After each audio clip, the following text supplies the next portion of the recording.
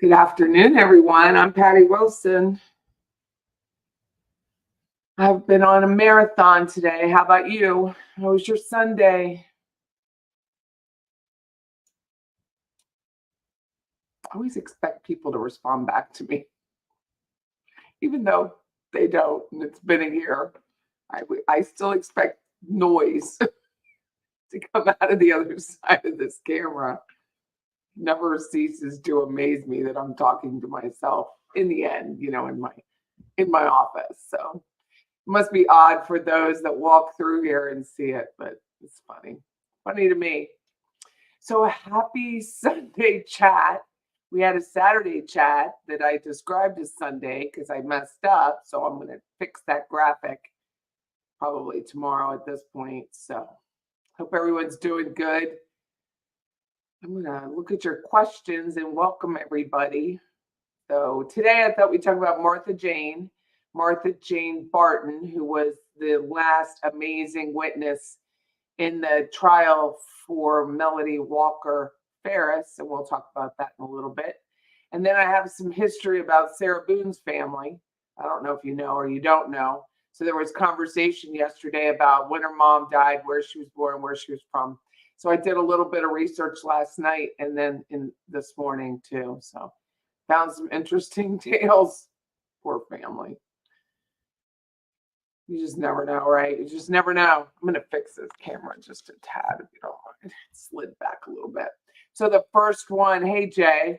Jay is the first comment, so I'll ask that question first.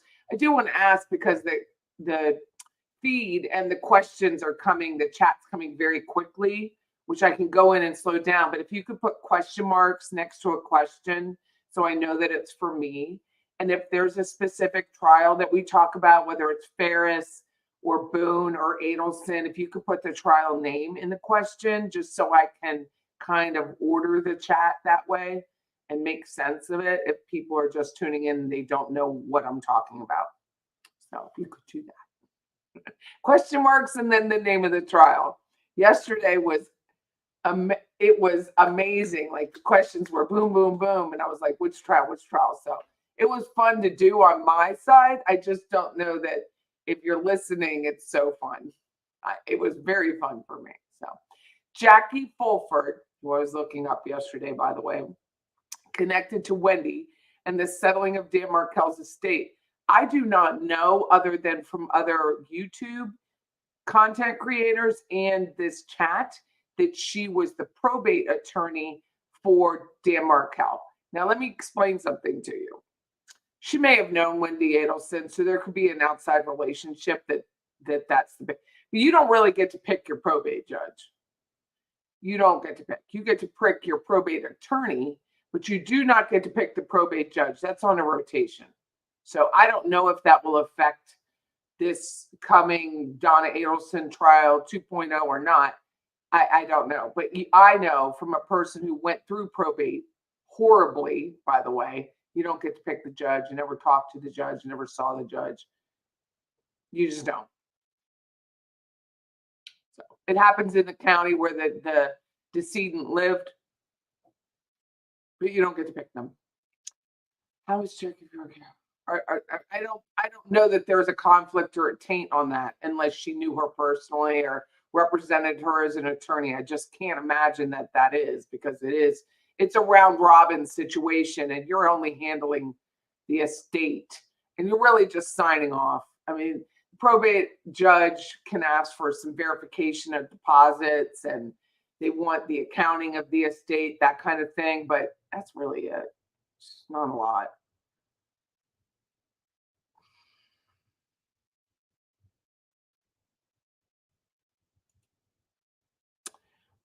Debbie Martin says there was an order from the judge, Judge Everett, who has been doing the trial for Donna Adelson. He was also Charlie Adelson, her son's judge. He was not the judge for the first two trials. One was Judge Hankinson, who has since passed away, and the other was Judge Wheeler. So she's saying that in the community pages, I addressed that. There is an order where they have to address if there is any conflict, and they have to do a deep conflict. And God forbid if they don't. That's all I can say.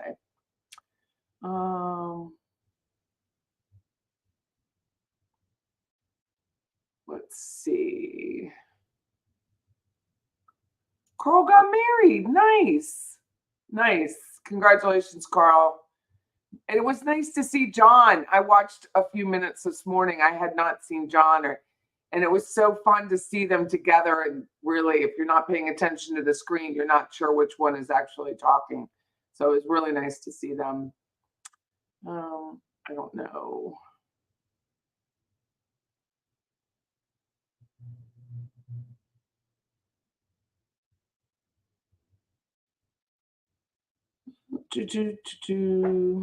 Lizbet. Hi, Lizbet.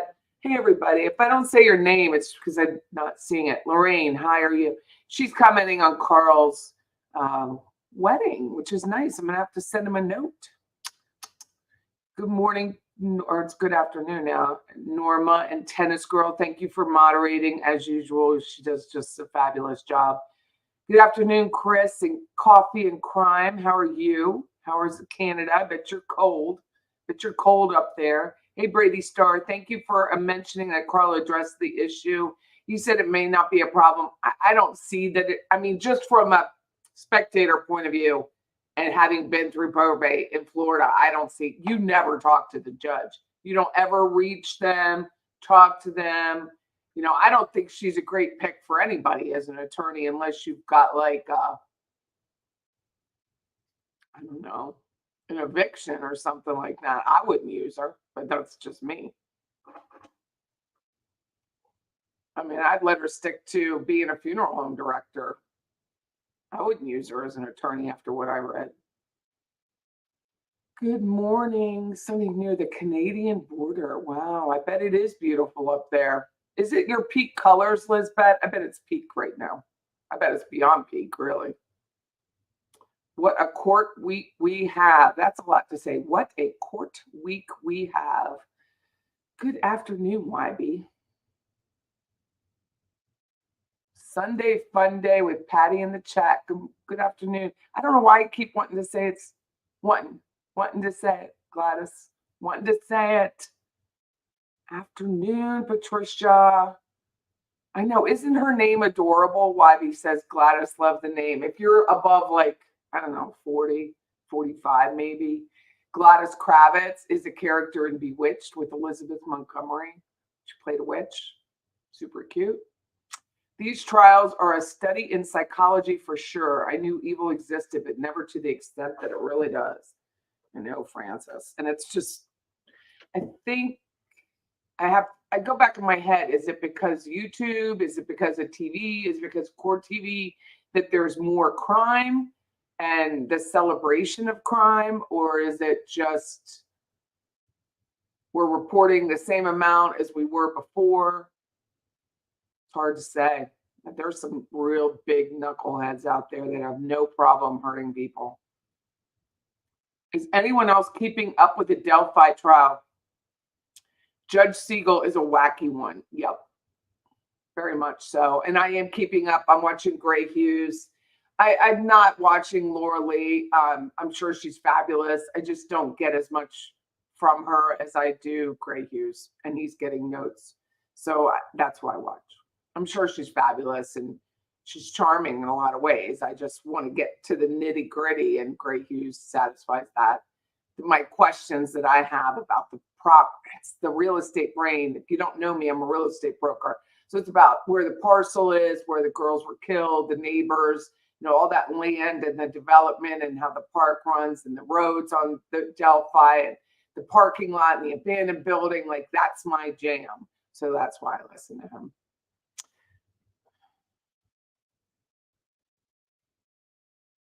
I know you're going to ask questions about the Adelsons, but I got to tell you, I don't want to answer them. I'm really kind of over it for right now. There's not much we can do until December 10th, and I appreciate all your questions, but I don't want to talk about it. I really don't. I don't have a good taste in my mouth about this whole YouTube and the Adelsons and the Markells and just this, all the supposition and is Wendy moving? Did she move? Did she not move? I have to tell you, I don't care. And it may make some people unsubscribe. It made people turn them off right now. But I just don't freaking care where she is. I think the family is disgusting. And I think all the time and energy that we people, I just got a note about my Twitter view. I just don't like it. And the people that are helping to bring Dan Markel's situation and the justice for Dan to light, not fond of a lot of them. And so today, I'm just going to take a break from that. So if you have a question about the Adelsons, feel free to answer yourselves, because I just don't want to. There's just nothing redeeming about those people. And I know she's entitled to a trial, and I will go to the hearing, as I want to go to the hearing in December 10th, but I just don't want to answer those questions anymore. I feel like we have talked about it. I know I have for a full year, and we don't have any additional answers than what we had before. And I just don't want to anymore. Until we get more trial or more evidence come forward, we'll talk about it.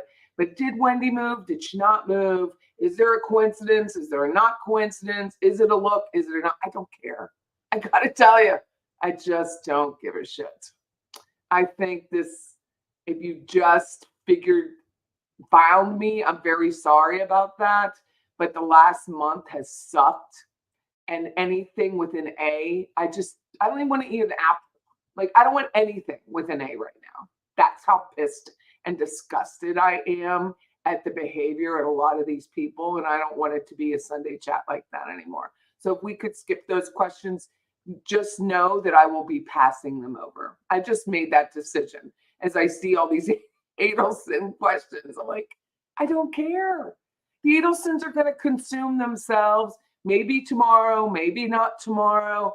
But looking at Sarah Boone and the extent of which that witch has caused pain and agony to a family, justice will be served. And I just don't know when. And I'm going to leave all of those questions up to all of you to answer to each other. Does that make sense? And it's so funny. I wish you could see on my side, because I guess there's emojis that I use for members of the chat. So it doesn't show me always the emoji. It says, "Hi, everyone, Playhouse cufflinks." That's what it says. That's from Barb Kowalski. Hi, Becky. Hi, Becky Ireland. Hey, tennis girl again. Lily Benjamin. Ooh, Villanelle. See, that's what I'm talking about on a Sunday. Villanelle made delicious chicken tacos from scratch. Good for you. Michelle Del Paz. I'm not going to say her name right, but she loved Martha Jane. Yeah, we're going to talk about Sarah's family for a little bit, and then I'm going to move on from that one too. Because there are some people that I just find so vile that if they were covered in fire ants and eaten by roaches, I wouldn't mind it. So I think I can get past the YouTube censors with that one. Lizbet, it was a complete mistake that you missed yesterday and that I was even on yesterday. But thank you all so very much. If you local peeps haven't tried out beignets and brews, this is from Shelly. I highly recommend it. So delish. I have not been, but I could meet you there one time, Shelly, and we could have a beignet and a brew. That would be fun. Please hit the like button, Villanelle says. Thank you so much. You're planning Beach Bum. Beach Bum, you know what I told you. I'm planning on being there tomorrow in the AM. So Beach Bum is a sweet gal. And I asked if I could buy her gasoline or something. And she said no. But I said, if you go again, I'm going to put you on public. So she's going to go up to the courtroom again up in Cherokee County, Georgia, to watch the Melody Farris trial. I'm going to pay for your gas. So just figure that out, Beach Bum. But I'm going to pay for your gas. In fact, we're all going to pay for your gas because they pay me. YouTube, this channel pays me. So out of that funds, I'm going to send you some gas money. Please allow it. Claudia says her Sunday is great. Woke up so ungrateful. Oh my gosh, can I even tell you? So I went to mass today. It's a 10:30 mass and it's outdoors. It was about 75 degrees. Very little humidity. Do I have some on my face? No. Very little humidity. I feel like I do. And I think it's my mole. Oh, it's a mole. Okay. So very little humidity and the sun just where I was seated, you bring your lawn chairs. where I was sitting was under this live oak and the sun was poking through. And I was like, this day is beautiful. Absolutely beautiful day. And then I came to work. Dun, dun, dun. I'm going to pass by all the Adelson junk. No offense. I'm just not answering it today. Very glam psychologist says, I listened yesterday and fully believed it was Sunday because of it. I know. I was sitting here working. I didn't even mean to come to work yesterday. I meant to clean up my garage and do my household chores. Nope, didn't happen. Ooh, Sherry's watching me with the Detroit Lions.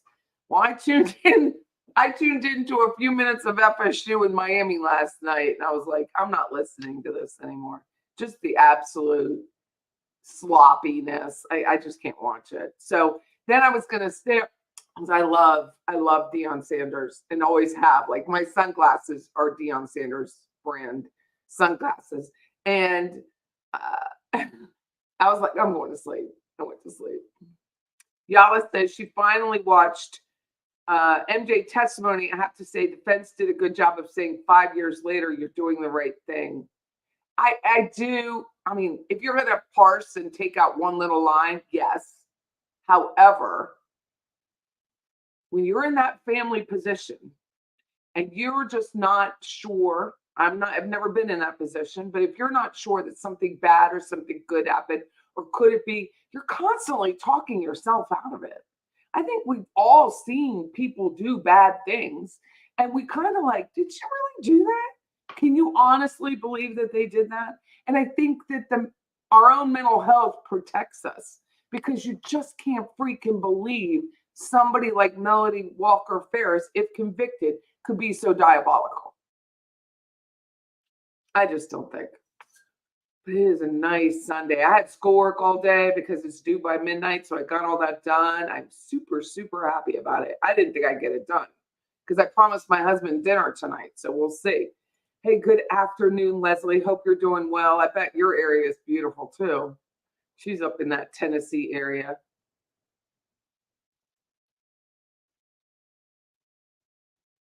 Tennis is definitely one of the best mods out there, I gotta admit. Hello, roomies. Mary Ann, very sweet. Hit the like button. Thank you. Cruz says, Crime and Coffee, CNCC. I am cold, pulled all winter stuff out, and sadly been putting all my outdoor stuff away. I am so sorry. It is going to be that time of year. Hey, Murder, how are you? How are you? Hey, Donna. Hey, Maui Swift. Georgia Peach. Nice to see you. If I don't want to miss any names. Hey, Lolly. Lolly, Lolly, Lolly. You know, I always think Lollipop, the song, like the old song. Oh my God, everyone is here, Murder. It is a group hug. It's so nice. Seagate. I'm just trying to make sure that I don't miss anyone. I call my husband Gladys. He's like an old Yenta. Oh, that's adorable. That is adorable. I heard someone on here, they called their husband David, and David was like their name for people that were back in the day. You used to be able to say it, so I'm going to say it here, like kind of slow. And she calls her husband David, like after some slow kid. Oh my God. Claudia Montano. Martha Jane is an honest woman. She spoke the truth, as difficult as it was. Thought defense was a little bit harsh with her. God bless her for giving her the strength to endure this unwanted tragedy. She liked Gary, and even if she didn't, I think in the end she would have done a good. She just couldn't believe it. Like, the woman just couldn't believe it.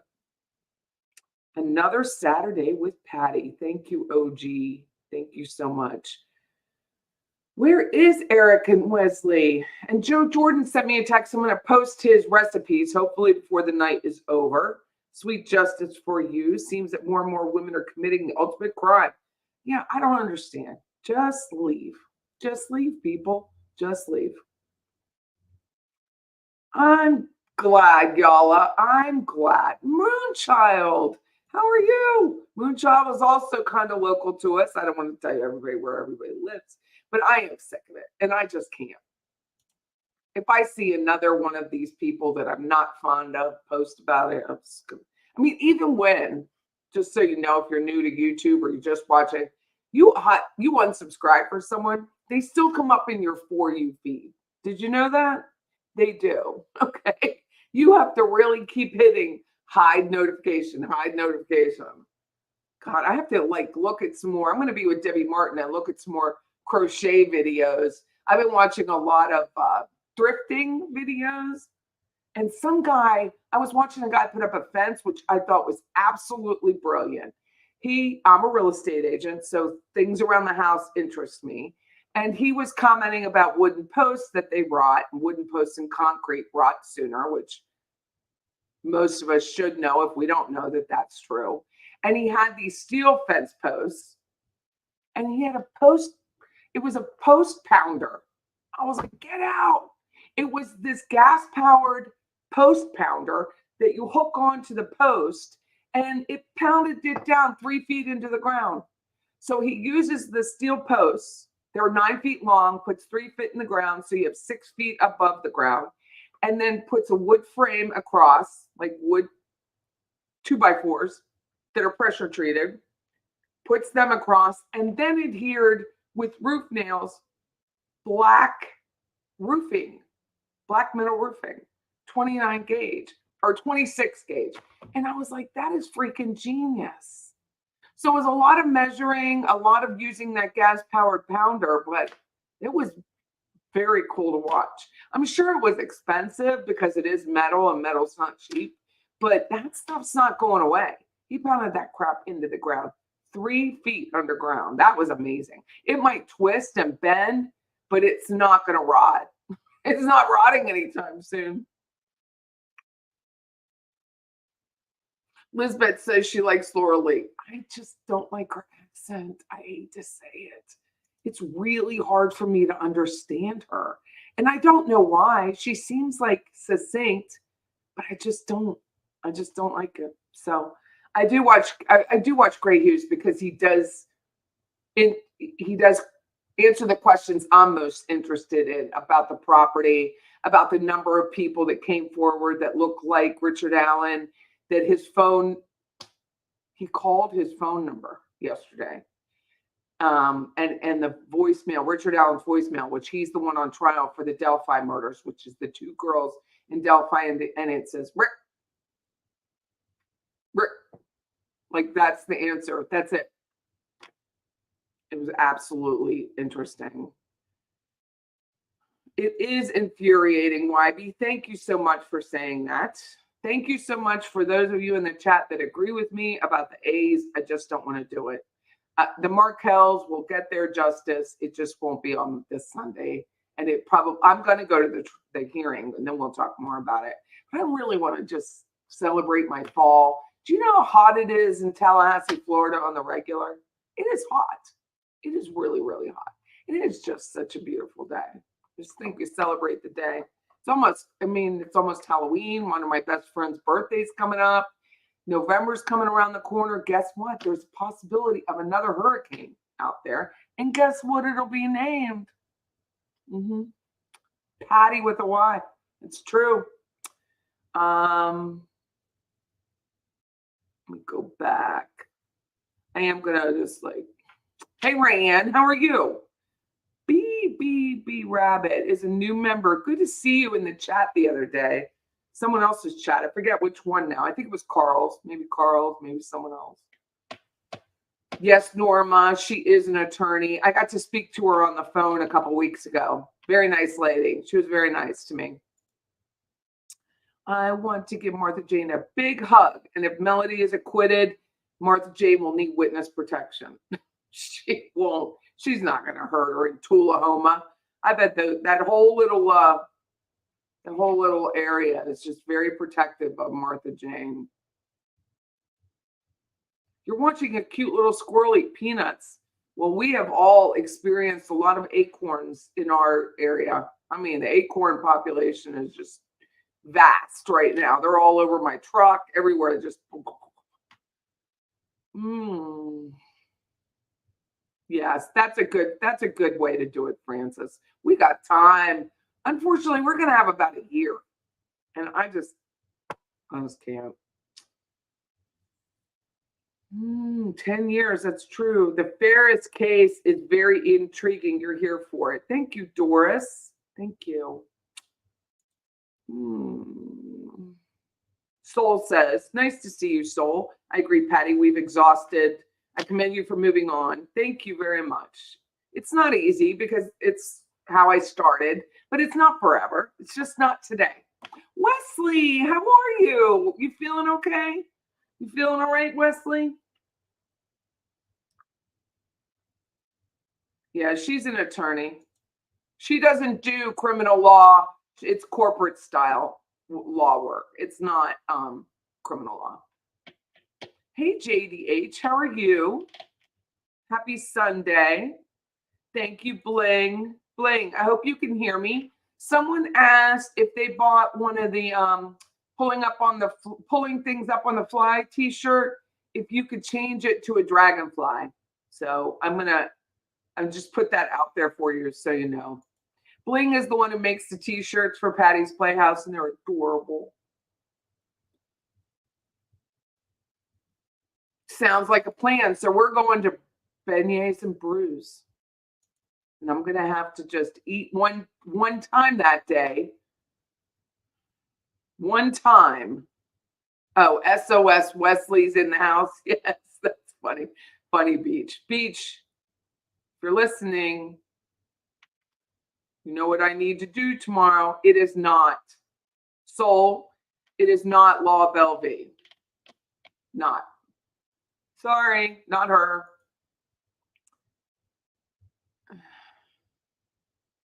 Patty, I can confirm Wendy wore white after Labor Day last week.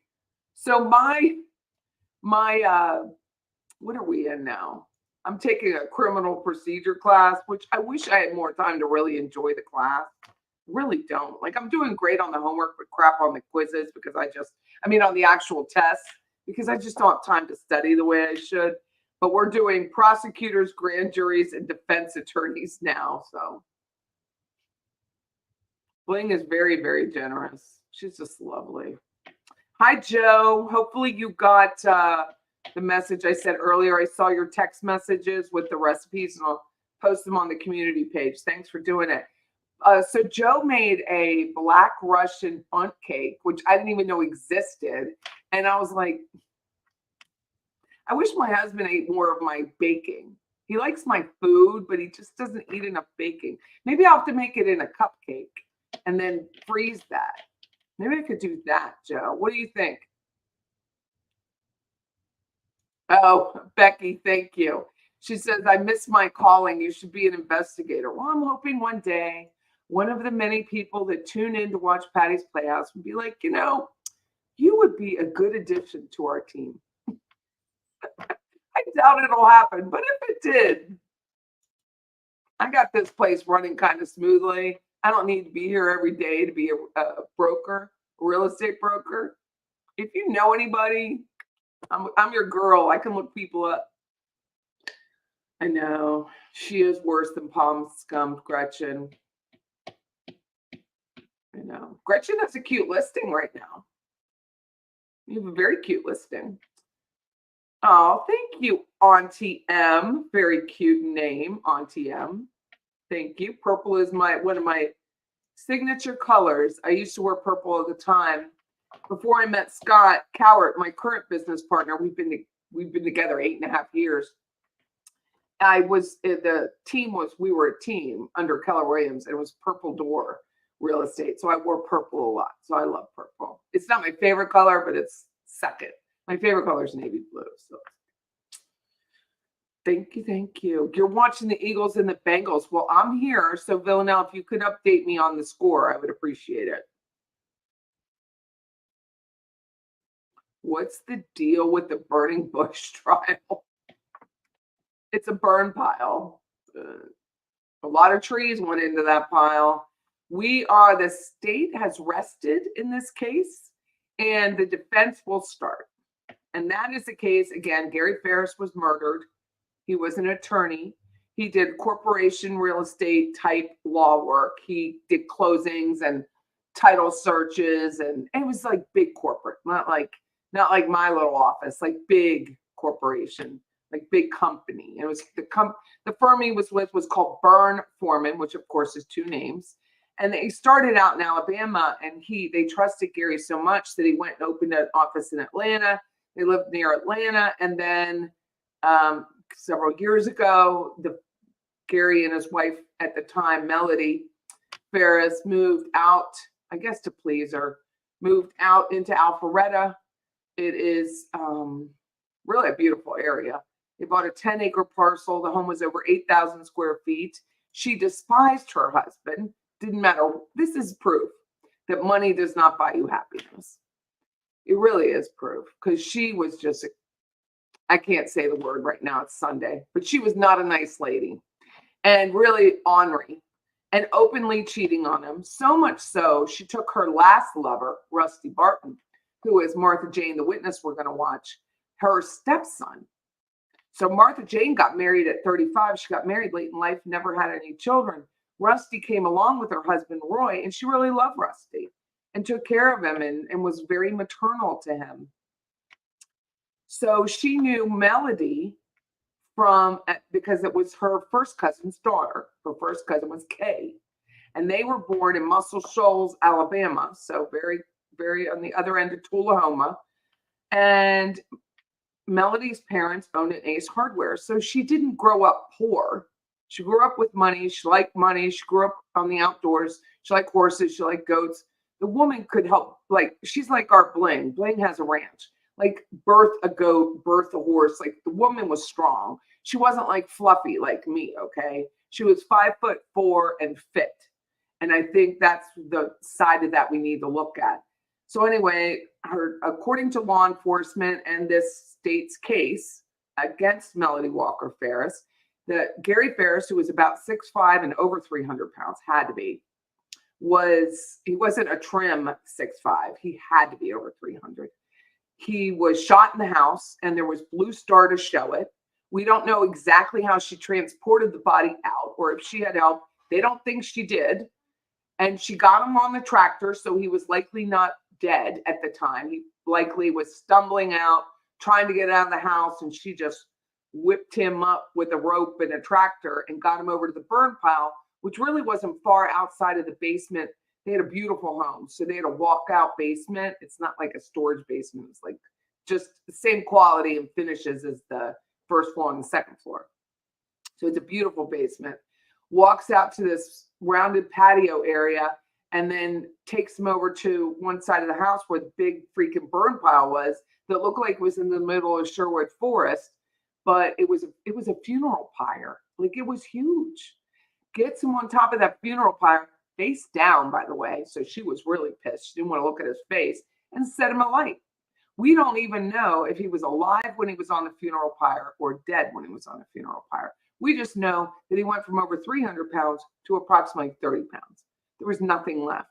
Even his femur, which is our longest, strongest bone in our body, was a stick. There was nothing left of it.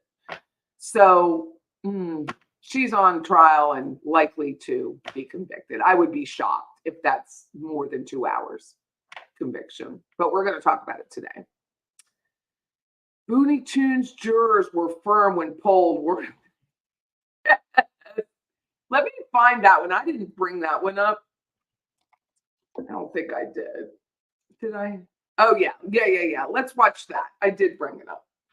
I said it was a marathon. I tried to have my shit pulled up on the fly, ready to go. But I like this judge. And pay attention to this judge's name, because you're going to see it again in the future today.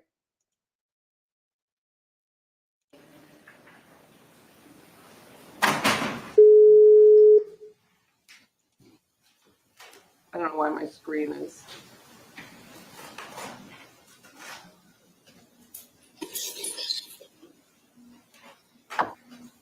Oops.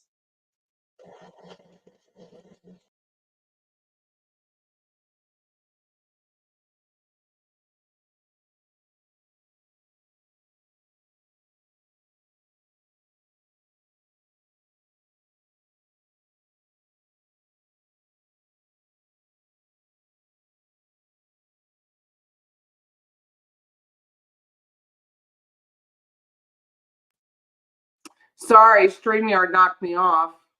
Let me do this again. StreamYard's having difficulties because they're telling me up in the right-hand corner they're having difficulties today. So let me do this again.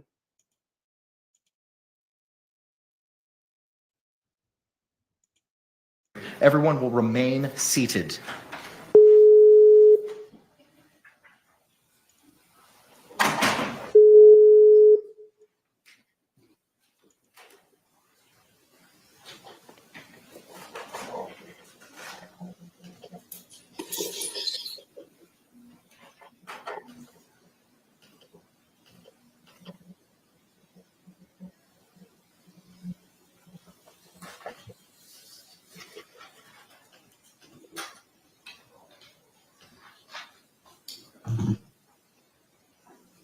Watch her gulp when it's red. Watch her.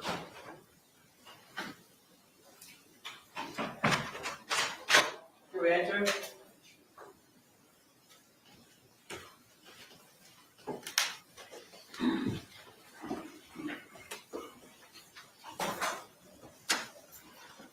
State, do you recognize our jury? Yes, Your Honor. Defense, do you recognize our jury? Members of the jury, you may be seated. Thank you.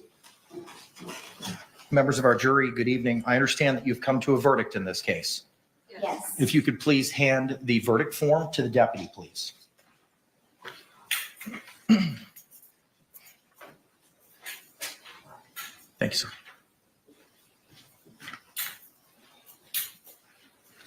Madam Clerk, if you could please publish the verdict.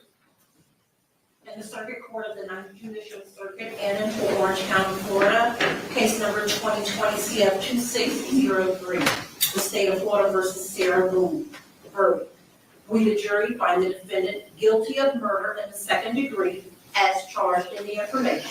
So say we all, dated at Orlando, Orange County, Florida, on this 25th day of October 2024. The form has been signed by the foreperson. Madam Clerk, please poll our jury. Juror seat number 1, is this your true and correct verdict? Yes, it is. Juror seat number 2, is this your true and correct verdict? Yes, it is. Juror seat number 3, is this your true Yes, and it correct is. verdict? Juror seat number 4, is this your true and correct verdict? Yes. Juror seat number 5, is this your true and correct verdict? Yes. Juror seat number 6, is this your true and correct verdict? Yes, ma'am. Members of our jury, again, I want to thank you for your time, your sacrifice, and your attention in this matter. I know that we spent almost 2 weeks together, and it was not taken lightly, and I really appreciate the time and the effort and the sacrifice that you put into this case. I want to advise you now of your final instruction. Members, ladies and gentlemen, I wish to thank you for your time and your consideration in this case. I also wish to advise you of some very special privileges enjoyed by jurors. No juror can ever be required to talk about the discussions that occurred in the jury room except by court order. For many centuries, our society has relied upon juries for consideration of difficult cases. We have recognized for hundreds of years that a jury's deliberations, discussions, and votes should remain their private affair as long as they wish it. Therefore, the law gives you a unique privilege not to speak about the jury's work. Although you are at liberty to speak to anyone about your deliberations, you are also at liberty to refuse to speak to anyone. A request to discuss either your verdict or your deliberations may come from those who are simply curious, from those who might seek to find fault with you, from the media, from the attorneys, or elsewhere. It will be up to you to decide whether to preserve your privacy as a juror. With that, members of the jury, again, I thank you for your service. I'm going to ask you return to the deliberation room. I'll be back there shortly with your jury certificates, and thank you. Oh man, it didn't play the Ladies and poll. gentlemen, with the evidence. Now I gotta go find it. I'm sorry, I didn't watch it in advance.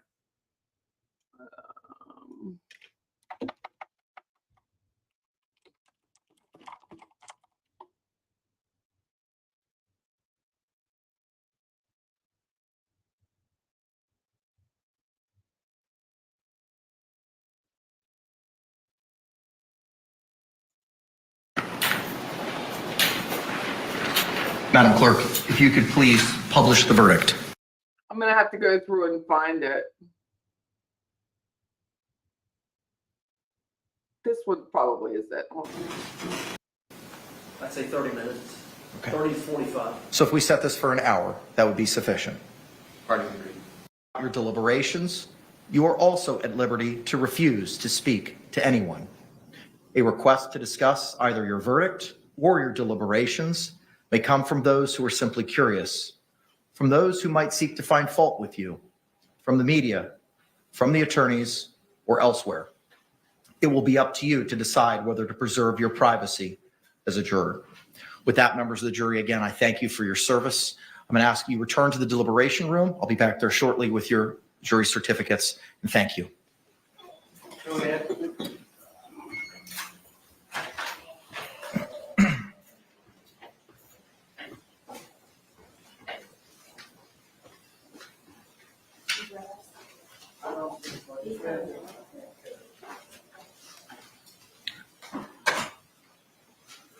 Ms. Boone, the jury has spoken in this matter and has found you guilty of murder in the second degree. The court adjudicates you guilty of murder in the second degree. As this is your first felony conviction, you are entitled to a pre-sentencing investigation by the Department of Corrections. Mr. Owens, are you seeking that in this case? Yes. Okay. State, I will order the Department of Corrections to prepare the pre-sentencing investigation. State, for the purposes of sentencing, do you anticipate eliciting any testimony from be it the victim's family? 2 or 3 victim impact statements, sir. Okay. Mr. Owens, do you plan on presenting any evidence during the course of the sentencing hearing, sir? Probably some testimony from Dr. Harper. Okay. All right. How long do you think, State, that you would need? You mean timing wise, or are we thinking? A quantum of time, sir. Yeah, well, normally it takes about 30 days or so. I'm confirming with Anita as to availability. I just want to know from your side of the ledger, how much time? Okay, 15 minutes. How much time do you think you're going to need to produce anything from your side of the ledger, sir? Mr. Owens?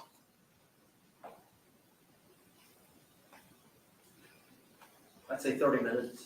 Okay. 30 to 45. So if we set this for an hour, that would be sufficient. Pardon me. Okay. State agrees. Is that sufficient, Mr. Owens? Yes. Okay, all right, give me a moment. Watch her when they poll the jury. Like she gulps.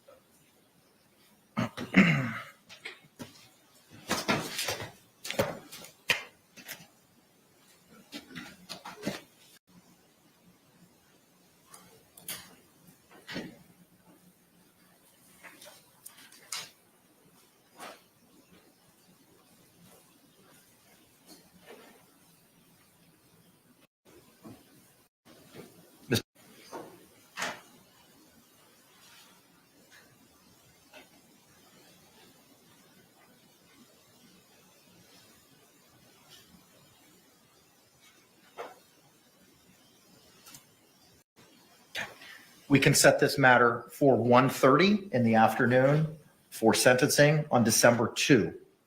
State, is that acceptable? Pull out your phone.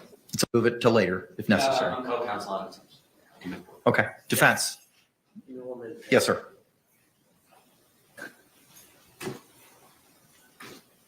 That's Monday, December 2 at 1:30. Yes, sir. I can be here. Ma'am, you've been adjudicated guilty. I now remand you into the custody of the Orange County Jail pending sentencing on December 2 at 1:30. State, anything else we need to address? Not from the state. Defense. All right, thank you very much. We're off the record. Must have missed it. Anyway, there's this one juror when they come out and he's like, yes. I mean, he was full throated. I'll have to look for it. But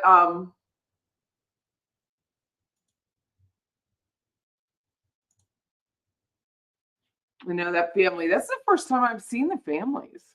They had already pulled the jury. Sorry about that. So happy birthday, Kosher Style. It's her birthday. Need to go back up to the top. So what had happened was I just got completely disconnected from StreamYard. It was this loud beep here and it just, the whole website shut down. So anyone following the Suzanne Morphew case, murdered on Mother's Day, allegedly by husband? I am. I am. Isn't that the one that's the Colorado case? Yeah. Joe Jordan says, I've never thought about making cupcakes with a black bunt cake recipe, but I'll give it a try. Black Russian. It does sound good. Everyone's wishing you a happy birthday, Kosher Style. I'm sorry you're not feeling well. Oh, Wesley's going to go tomorrow too. He's describing what he'll be wearing. So he's going to go to the courthouse in Cherokee County, Georgia. The prosecutor will explain how she did it in his closing statement next week. Listen carefully. I think so too. I think after watching, it was so creative, the Sarah Boone closing arguments. I mean, they didn't really, that bat in that suitcase wasn't in testimony, but they took that bat out against that suitcase and said, you don't have to believe her story. She didn't even know the rules. She didn't even know the rules of hide and seek. Eagles won. Yay! I like the Eagles. So that's good. I'm really looking forward to the handcuffs going on Melody soon. So back to the Farris trial, Melody Walker Farris. She is out on bail. Georgia is not Florida. She's out on $175,000 bail. I'm sure she gave up her passport, and she whined about not going on vacation anyway with her children. And even when she was invited on a vacation, she whined about it. She couldn't win. So we're hoping for shackles soon. Bill Way says, I hope that prosecutor can bring it all together in closing. I think they will. The Miss Melody jury has already voted, and the judge said the trial could go past Election Day. And then end of Friday, I thought he said he might wrap it up. So we'll see. We'll see. Well, I think in Morphew, they did initially, Suzanne Morphew, they did initially let him go and afraid to rearrest him. Tattletales for Simpson. Her husband had been arrested. I remember when he was arrested.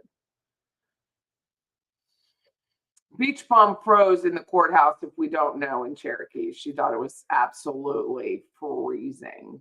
Kosher Style, going back to Bling is New Black, made a t-shirt that said pulling things up on the fly, because there was a comment about how I conduct the videos. I don't care what. Anyway, I don't care what fancy fiction fucking thinks. Anyhow, so I just do what I want, pulling things up on the fly. And she made a beautiful, like, blingy crystal t-shirt with flies. They were cute flies, not like flies. And someone brought up dragonflies. So Kosher Style says, dragonfly symbolism is maturity and depth of character, poise and focus. Nice. Kind of on the fly, some could say. Nice.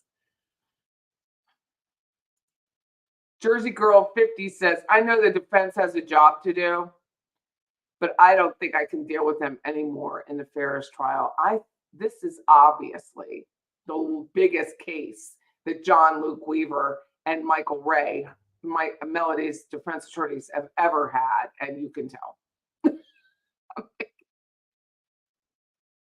Bilbo's Harry Toes says, Martha Jane, that's who MJ is if you're reading the chat, was put in a terrible position by people she cared about. Yeah. I mean, they're like blaming her. Like, I don't think that's the person you need to blame. I think it's the person who's sitting over here. If you need to see Melody Farris, like, it's hard to see her because she's over there in the corner like this, pretending none of this is happening to her. She's just...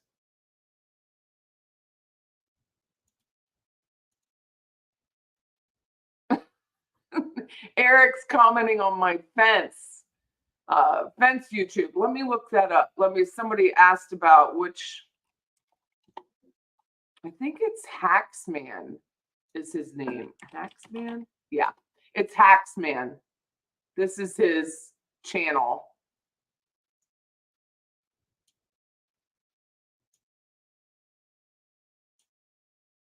So if you don't know me, again, I'm Patty Wilson. It's already been an hour, and it goes so fast. The chat goes super fast. And I'm a real estate broker. And so we were talking about other YouTube. So this chat can talk about anything. we were talking about cakes, beer biscuits, fencing now. So this fence is, let me share with you the what his channel looks like. His name is Hacksman. And it's somewhere in here, but he did a fence, a metal fence. He's really,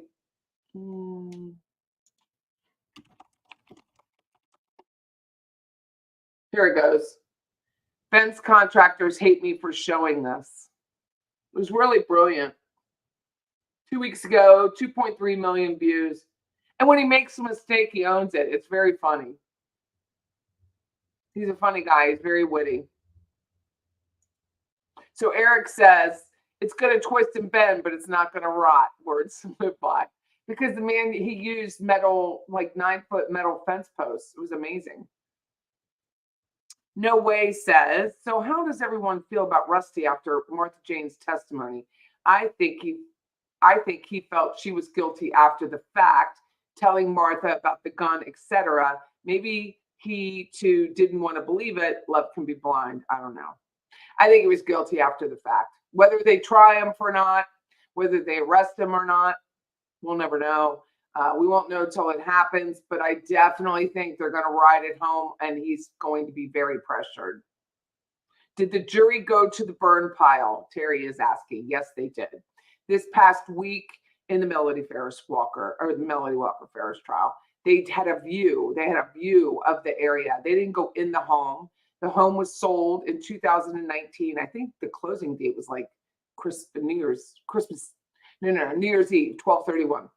2019, and there were some driveways that were changed. They had been asphalted when previously they were gravel or dirt, but the majority, there was some added fencing area, but the burn pile area was there. And I think it was for the jury to get a perspective of how close that burn pile was to the house and then to the path that leads to the barn. I don't think they specified, like Murder by Maestro had to send me a clip because I couldn't see it. So he sent me a photo with it circled and I was like, oh, it really is close. So it's really close to the path where they would take their side by side, which is a fun little like mud boggin thing, like farm thing, and a Kubota.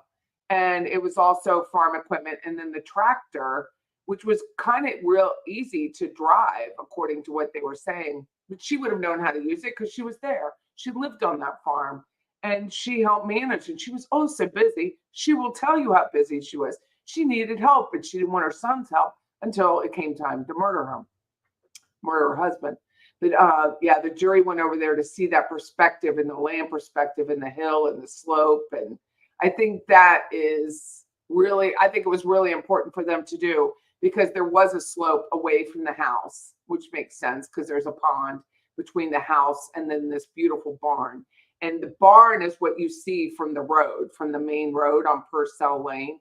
It's not the house. The house is not visualized from the road. And it was gated.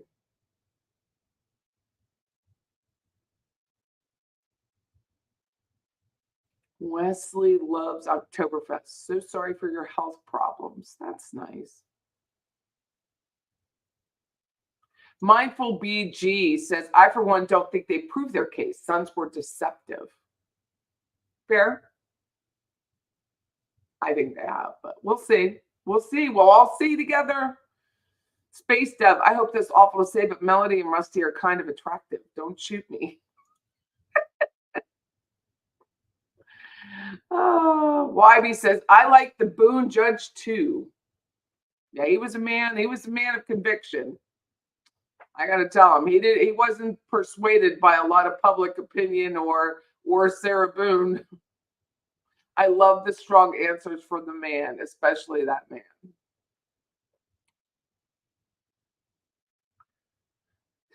Beach Bum, it was Hacksman is the channel. So I just put it in the chat.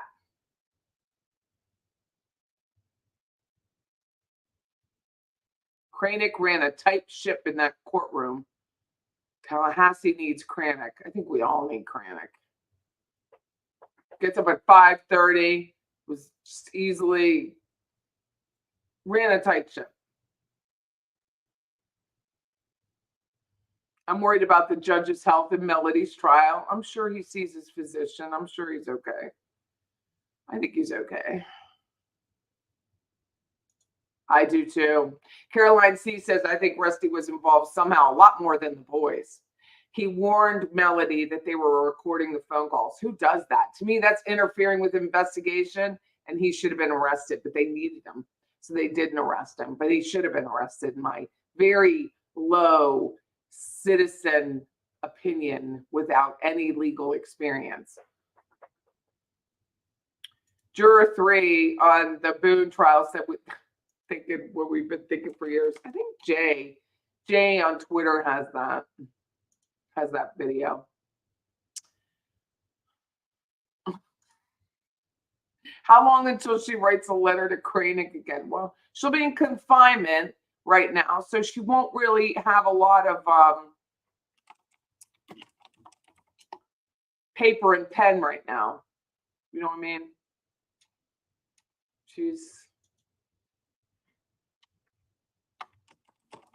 She's otherwise indisposed, won't have a lot of access to people. Here he is.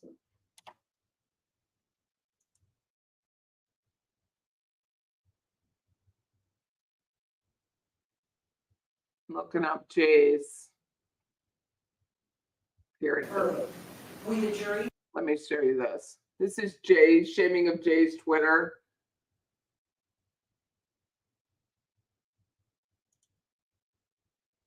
He won't mind. He's not going to give me a copyright when I'm sharing State it. of Florida versus Sarah Boone. Verdict. We, the jury, find the defendant guilty of murder in the second degree as charged in the information. So say we all, dated at Orlando, Orange County, Florida, on this 25th day of October 2024. The form has been signed by the foreperson. Madam Clerk, please poll our jury. Juror seat number 1, is this your true and correct verdict? Yes, it is. Juror seat number 2, is this your true and correct verdict? Yes, it is. Juror seat number 3, is this your true and correct verdict? Juror seat number 4, is this your true and correct verdict? Yes. Juror seat number 5, is this your true and correct verdict? Yes. Juror seat number 6, is this your true and correct verdict? Yes, ma'am. Members of our jury, again, I want to thank you for your time. The state of Florida versus Sarah Boone. Verdict. Good times were had. The guy's like, I had my salad, my sub, whatever they feed them, and they're like, I'm out. But looking over her interrogation tape, Sarah Boone's, with what she defended herself with is quite interesting. Hey, AJ Mama. She says, Friday was a great day for justice. Leilani Simon was convicted of killing her child. And then Sarah Boone was convicted of killing her boyfriend, which I hate to say it because she didn't treat him like a boyfriend. Joe Jordan says, I hope she gets some darn good shampoo and darn good cream rinse. So are you ready to see her mom? Do you want to see Sarah Boone's mom? Let me get that image up.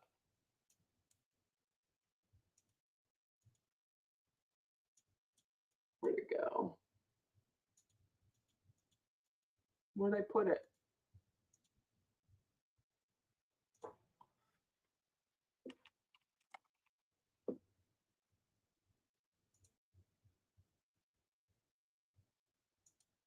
Here we go. I'm trying to.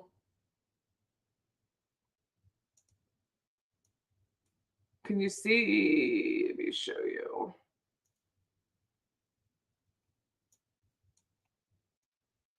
This is Sarah Boone's mother. Stop the freaking presses, people. Karen Louise Hyams Paulson. So Paulson was Sarah Boone's main name.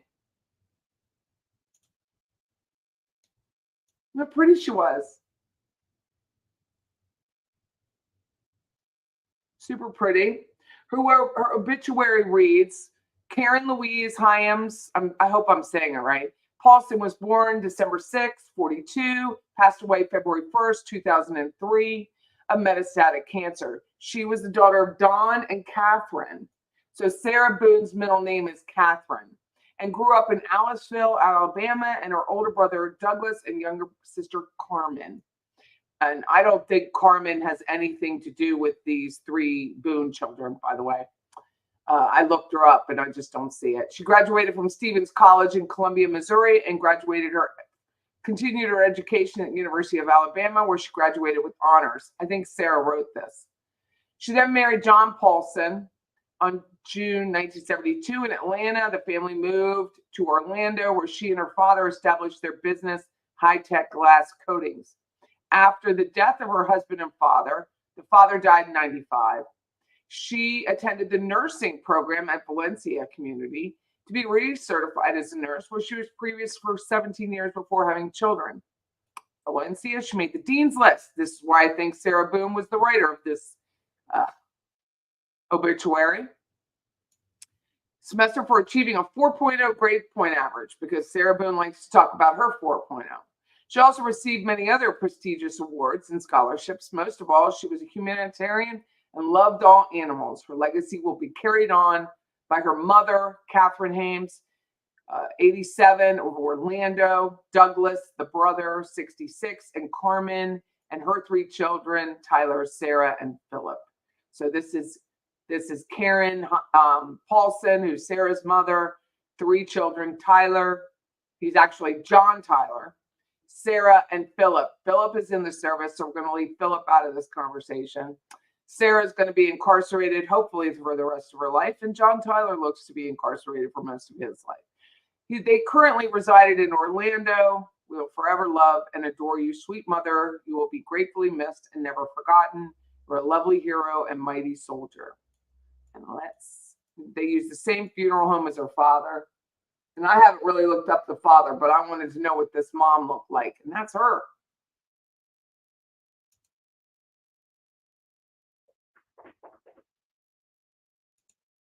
She was much younger when her father died. She was 12.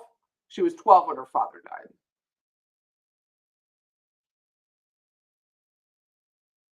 Now you're about to find out where the brothers are.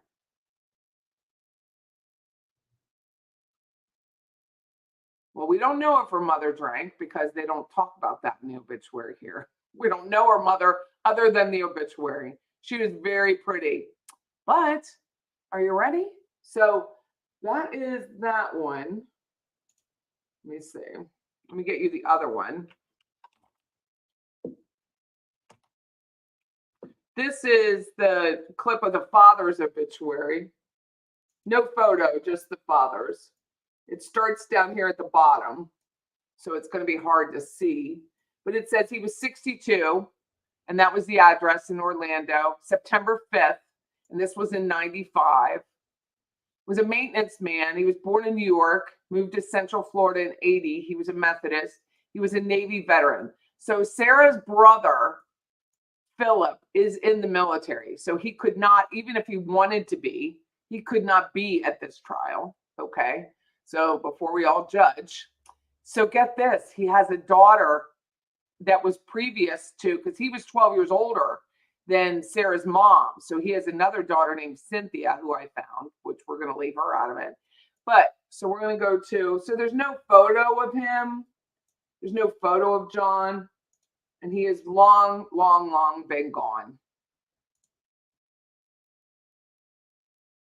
Oh my gosh. I don't even know. Am I not enunciating? I seriously have to ask. Karen Paulson, it's not spelled that way. It's Paulsen, is Sarah Boone's mother. Carmen is not Sarah Boone's mother. Carmen is an aunt.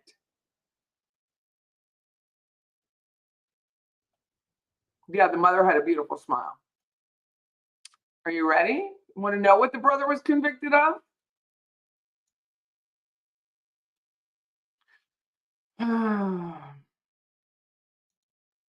This is Sarah Boone's brother. His name is John Tyler. He is a sex offender.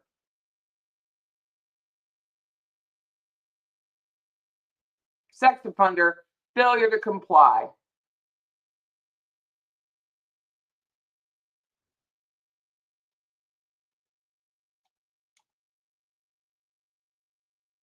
He looks like fun, doesn't he?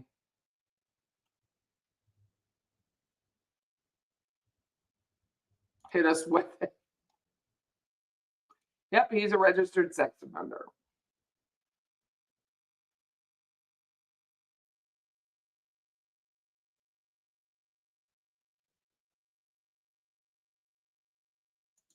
He's winking at us. Doris said she has one sibling who's an alcoholic. It is difficult. What is this? Joe says they're nice figures. Yep. But I don't know. I mean, I haven't looked into the Paulson side of the family, but every family has this stuff. They may not all be sex offenders. They may not all be murderers, but we all got some. I mean, I don't know if any family doesn't have a drunk in it. I really don't. Yeah, you can see the resemblance. I think Sarah looks like her father. I'm going to look deeper for a photo. Wesley says he's the evil eye. They both pissed up their family tree. They really did.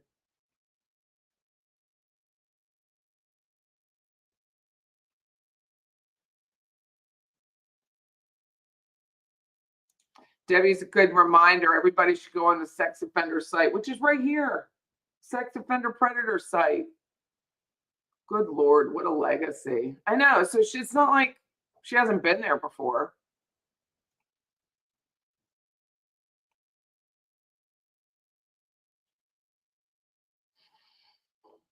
Hi, Marianne. How are you? It is a gorgeous weekend, Rebecca. Oh, you're in Panama City Beach. Aren't you lush?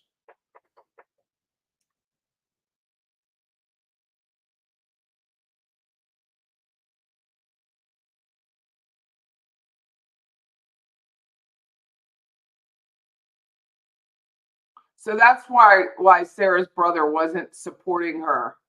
I gotta tell you, if I have a sibling or a nephew or niece that ends up doing something similar to Sarah, I'm not going to the trial either. I'm not going to sit there and support that nonsense. I'm not going to do that. All right, so you ready for more? Let's go. So this is just the docket for Orange County. The man's been in trouble most of his life.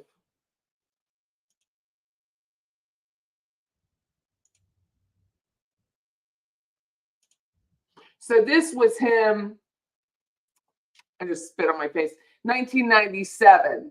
So a couple years after his dad died, he got a sentence, a 6-month probation, anger management. Now, this is all too old to be able to pull up any of the events in the docket. Just an FYI. So if you're like, Patty, what did he do? Who was the victim? Blah, blah, blah. You can't do it. He did take a plea of no contest. His adjudication was withheld, and that was in 1997. I got to go back and this is old, so I got to go back and log in. So that was his misdemeanor down here. Then he probably got, this is a limited liability corporation v. John Tyler Paulson. So he likely didn't pay his rent. Here's a criminal felony. Looky. Look who the judge was in 11.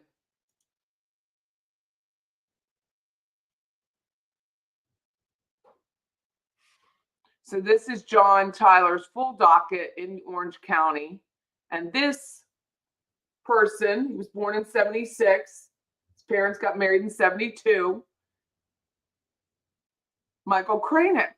So Judge Michael Kranick was his judge back in 2011. Isn't that fascinating? Shit just never ceases to amaze me, ain't gonna lie. He looked like Pete Townsend. Yeah, the skin.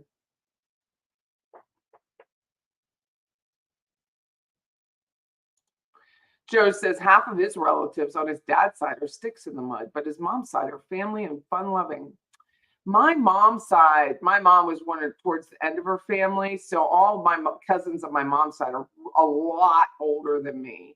So we just didn't have a relationship with them. It is fascinating. Thank you, Carol. I try really hard to find something fascinating to talk about for 2 hours on a Sunday. Yep, same judge. So let's click on that one, see what we can find. I haven't read it, so I don't know what I'm going to find. I just didn't have enough time to be doing all that. Okay. So resisting an officer without violence, cause child commit delinquency, dependent need. He wasn't paying his child support, so he must have children. And Andrew, sorry, but we're not doing politics today. If you don't mind, I appreciate it, but we're not. I'm having a great day, and I don't want to look at political volatility in the chat. Shelter unmarried minor without notice parent. All of this is, you can't pull it up. Oh, yes, I can. Right here. It is locked because it's a child. Affidavit of insolvency. So there was this indigency, written plea, no information notice, motion to modify conditions of pre-trial release. Can I pull that up? No, I can't. Can't pull it up. He interfered with the custody of somebody, and that was a third-degree felony. Showing obscene material to a minor. So because of this is all, oh, here's the complaint.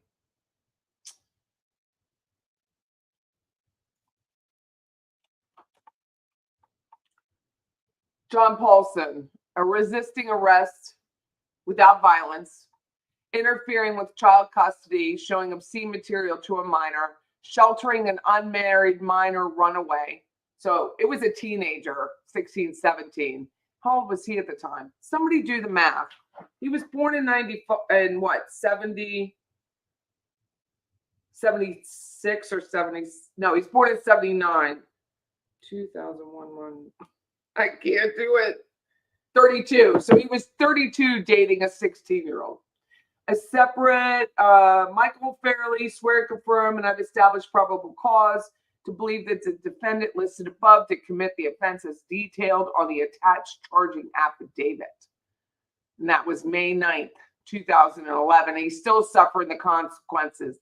Keeping his pecker to himself is a problem.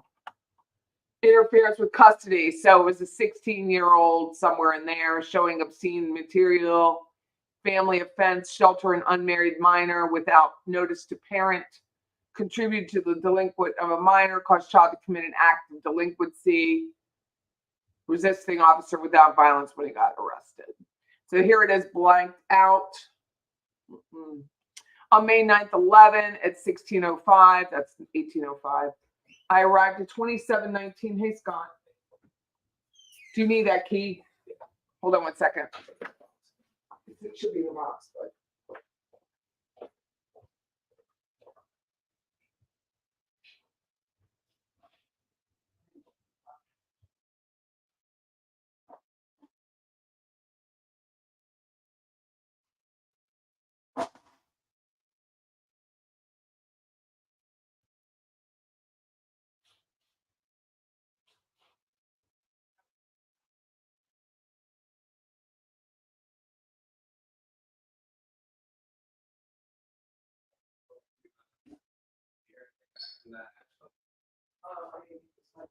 No, she just wanted to know.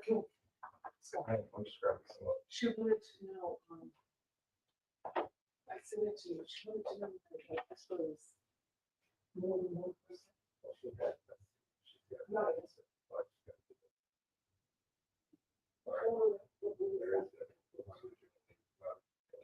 I was going to, she asked me a personal preference on the single. So, Jen, what was she at? I have to go tomorrow. Do you know what I'm saying? Maybe we could withdraw. That's the reason I did it for so long. Back there. I was trying to put another lamp there and use that one. Bye. Jason Trail first. Okay, thank you. Sorry, I had to give a key. Upon my arrival, I spoke with blank, who told me that blank had ran away on May 11th at 7. She had been attempting to locate her without success over the past several days. So it must have been the victim's mother. She said that she drove to the location because it had run away previously and was found there. As she drove up to the location, she saw someone on the screened-in porch area that looked like blank was wearing a red and white shirt, which was blank last seen wearing. So the runaway.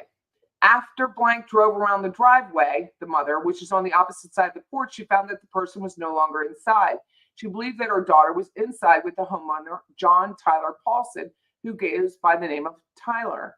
She also advised me that she believes that Tyler had been having sex with her daughter. She said she has not given Tyler permission to have any contact with her daughter and was specifically told him to stay away from her. She will press charges. Good luck doing this today. Good luck doing this today. And he said that he does know her because she comes over to get advice from him. Stop it. These people are so freaking stupid. He said he offers her and other neighborhood children drinks when they come over for his advice. I then asked him if she was inside, and she said she shouldn't be. I told him I know that she shouldn't be, but is she? He then said, I don't think she is. I asked him several times to give me a yes or no answer as to whether she was inside his residence or not. He continued to give vague responses and would not answer my question. I asked him if he would go inside and search for anyone else in the house, since he said no one else should be inside. He said that we could go inside and search, but that no one should be inside. I asked him again if blank was inside, and he continued to avoid giving a yes or no.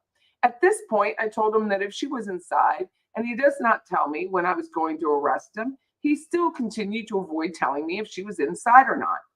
The entire time I was speaking with Tyler, he was shaking profusely as if he was nervous.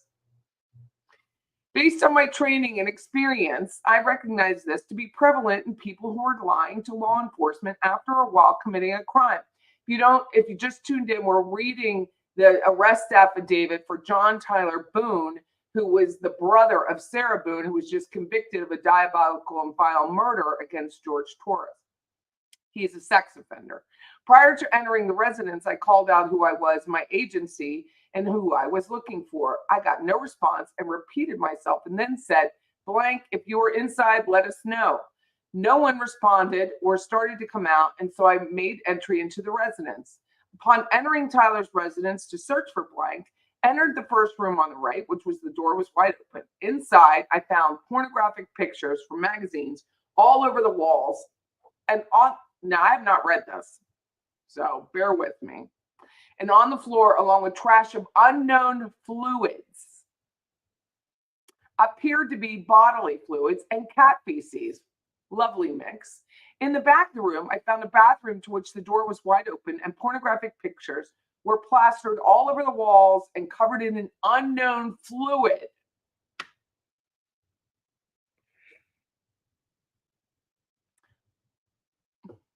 The poor officer. I then continued searching the residence and came to a hallway closet where a person was attempting to hide under blankets. Another brilliant. Hide and seek. Hide and seek. That's what she was playing hide and seek. The subject was called out, was later identified as blank. I continued to search for the rest of the residence to ensure no other children were hidden inside his residence. No other children were located in the residence. After ensuring blank was not injured, I asked her to walk outside with me, and she asked if she could get her shoes. God. She looked for her shoes, and after a moment of not locating them because they were playing hide and seek, he must have moved them. I asked who she was referring to, and she said Tyler. After getting outside, I asked blank why she was at Tyler's home, and she said that she had come to his place at 1600 hours on this date just to talk to him, and insisted they did not have sex even though I had not asked. She said that they were talking on the porch when she saw blank, her mother likely, driving up. She then ran inside and asked Tyler to hide her, and he agreed. She got inside a closet and he put blankets on her. I asked her if she'd been inside his home before, and she said that she'd been inside several times. I asked her if she'd been in the room to the right when she first walked in. She said, I don't know about the bathroom. I then told her that I never said anything about the bathroom being in the room. And she then said, oh. I asked her what she knows about the room, and she said that she'd been in the room before, and Tyler told her what he does in the bathroom. I asked her to explain what he meant, and she said that she saw pornographic photographs, and he said he was trying to stop his addiction with porn. I asked her if she had sex or done any sexual acts with, to, or in front of Tyler, and she said no. Blank and blank both gave sworn written statements, stated that she did not want to press charges, however, stated that she will press charges. So the daughter didn't want to press charges, but clearly the mother did. I arrested John Tyler Boone, for resisting an officer without arrest because she refused to come out of the house when it called for her twice. She was transported to JAC without incident, so juvenile detention. I arrested Tyler for resisting an officer without violence, interfering with child custody, her mother, sheltering an unmarried minor runaway, contributing to the delinquency of a minor, and showing obscene materials to a minor. Tyler was arrested and transported to BRC, whatever that is. It's Orange County. Pictures were taken of the house to include pornographic photos. They were sent to the Orange County Sheriff's Office photo lab. Isn't that nice?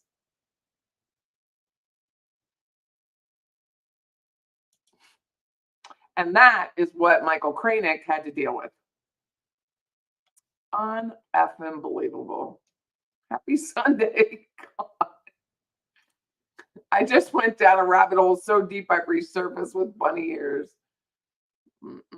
Yep, he was shaking. Oh, thank you, Beach Bum. Beach Bum's going to the Farris trial tomorrow. She's going to take pictures for me. It's a 2-hour drive for her. Wesley says he's what you find online dating disguised as a millionaire doctor, and then surprise, he shows up. George's brother is in prison for life, killing his wife. Ooh, send me that one. Torres is a real hard name to pick up. So if you could send me that, Cindy, that would be great. He's giving advisors a bad name. Ugh.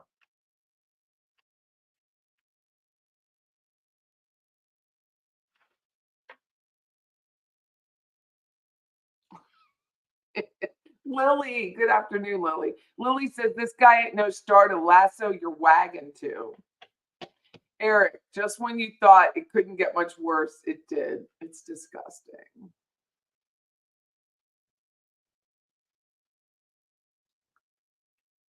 Oh, the prison system loves pedophiles. He's going to have a very hard time in there.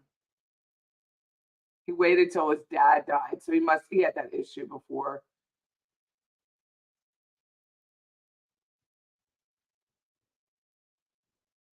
Don't slip.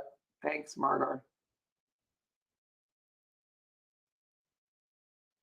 Not Boone. I'm sorry, that's my mistake. His last name is Paulson. John Tyler Paulson. Right there. John Tyler Paulson. Boone is her married name. Yeah, you can't rehabilitate that. The 2 is here, finished raking leaves before the snow. How long did he get? He got 3 years. But, you know, they just don't keep you in jail very long.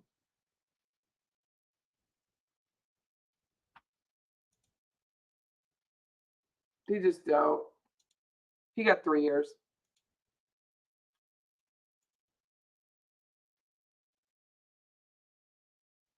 My heart goes out to the mother, too, because I'd have been pissed. What a pig. You tell him, Gladys.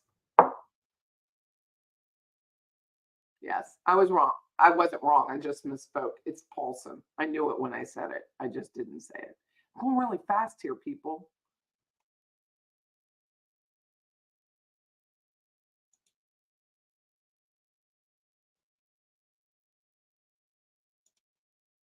You are not blocked. For some reason, I can't see you in other chats, but I can see people talking to you. You are not blocked, Snow Remover.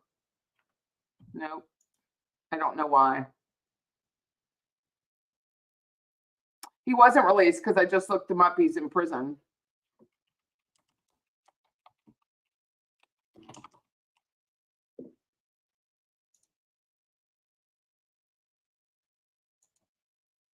He's being housed. Let me go back to it. Where's he being housed? Hold on.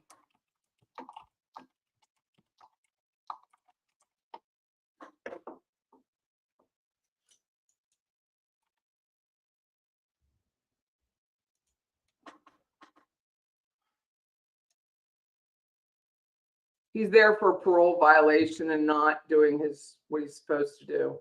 He is located in a medium security. He's at Orange. Like,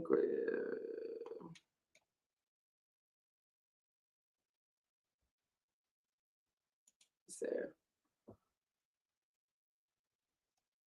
I'm going to the sex offender site.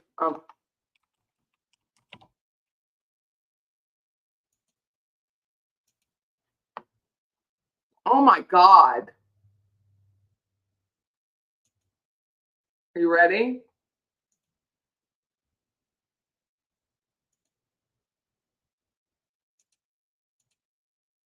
This is him now. So he has been out.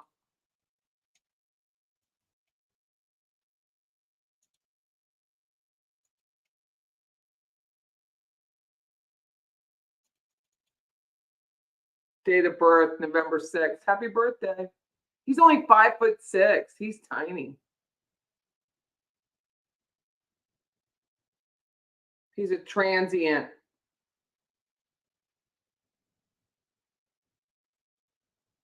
He was failure to comply. He was put back in. Nice.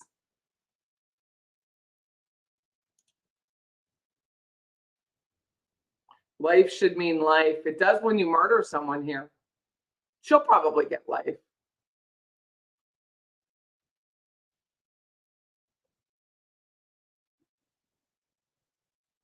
Sex offender Sunday. Ugh. Lolly says, I always respond aloud to Patty's questions to the viewers. Am I the only one? That's funny. He's a transvestite? I don't think so. He's transient. He's transient. He looks rough, doesn't he?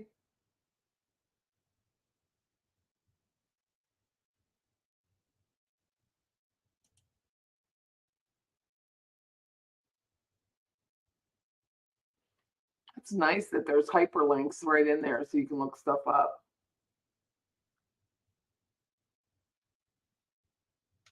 He hasn't reported anytime soon. It's 2021.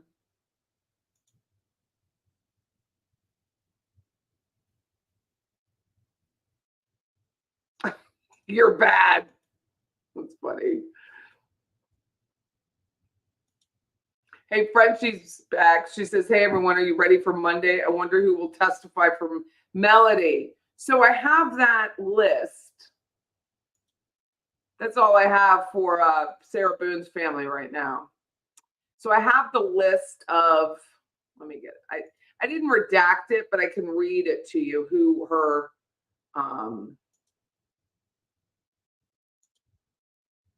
witnesses are. Amanda is a witness.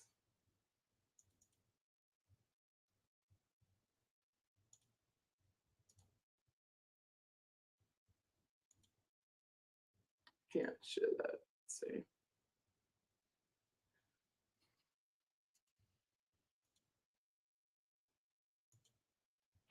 Amanda Bruce, her daughter, is a witness. Chad Bruce, her son-in-law, is a witness. Cameron Bruce, her step-granddaughter, is a witness. That's the defense list. There is a gentleman named Jonathan Arden, who is a expert witness. I'm going to bring him up. He is Arden Forensics. This is him.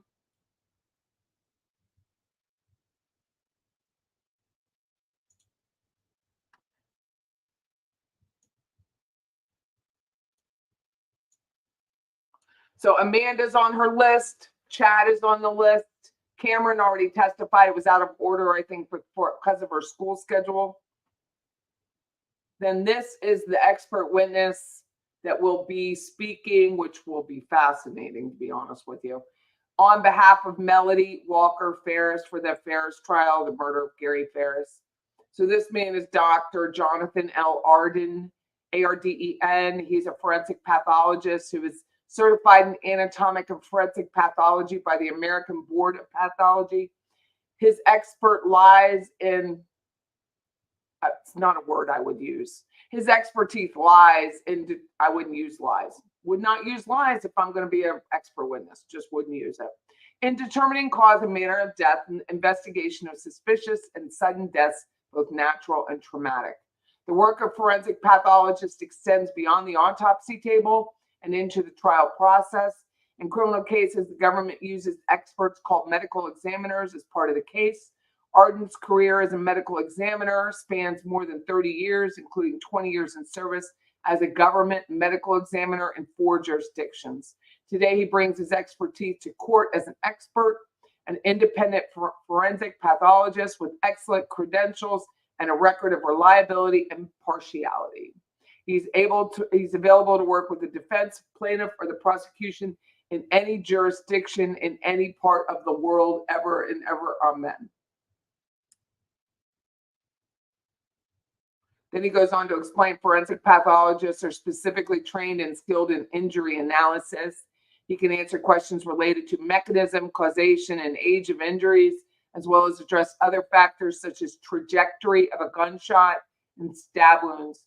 His expertise also qualifies him to render opinions on the expected effects of injuries or subsequent activity, consciousness, and pain and suffering.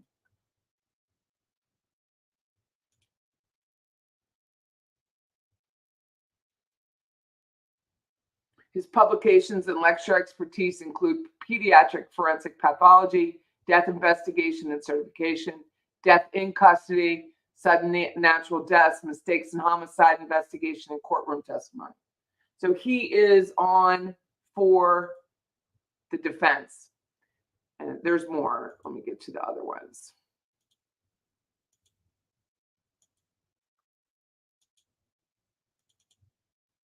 Also in the defense, Brian Leopard from Brunswick, Georgia. So let me bring his information on. Brian Leopard, Brunswick, Georgia expert witness. I didn't look him up yet, so I don't. He's a forensic scientist and a firearms expert.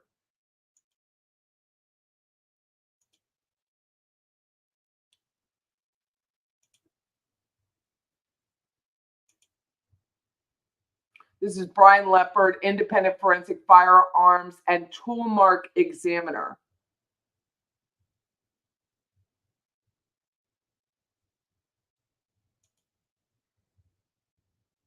He's making a comment or reposted a comment of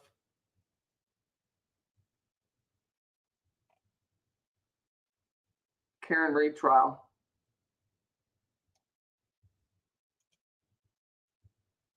Gunforensics.com. Great website, dude.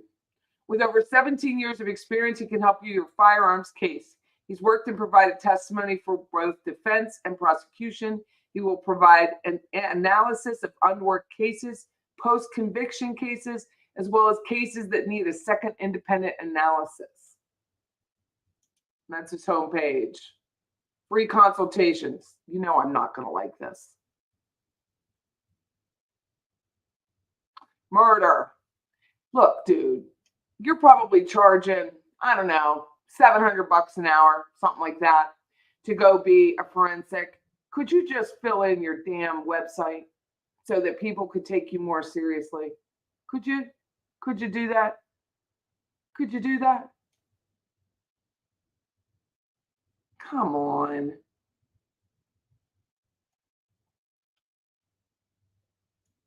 Shouldn't look like that. Mastering the balancing act of our clients. Learn more. Goes to nowhere. This should say judicial law cases. Now, I know that when he speaks before the jury, they're not going to be openly mocking this guy's website the way I'm about to, which I just opened it. But seriously, if you're so, shall I say, detail oriented, should you not learn how to spell judicial? Should you not be using the Latin version of just fill in the blank? This is embarrassing, dude. Absolutely embarrassing. Anyway.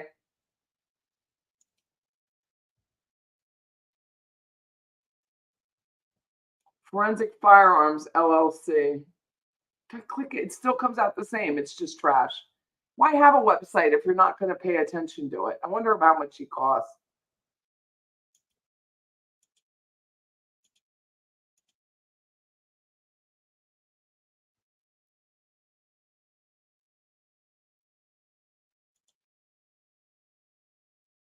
Medical examiner testifies gun caused hole in Arbery's chest. Jury shown graphic photos. So Brunswick, Georgia, the shotgun blast that hit Ahmaud Arbery punched a gaping hole in his chest and unleashed massive bleeding, according to a medical examiner who testified Tuesday at the murder trial of the 3 white men accused of chasing down the men. Edmund Donahue said Arbery was hit by 2 of the 3 gunshots blast fired at him. I think we all remember that case. Where is this dude? Let's see. Jurors saw autopsy photos, graphic crime scene.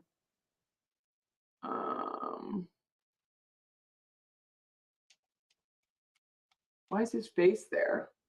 Firearms expert Robert Brian Leopard with Georgia Bureau of Investigation demonstrates how to fire a 12 gauge. Someone can't spell that either. Remington pump shotgun as part of the testimony during the trial of Greg McMichael and his son Travis and a neighbor, Rhodey Bryan, in the Glenn County Courthouse. And this is in 2021. So now he's been out on his own. He leaves GBI and he can't spell. It's fair.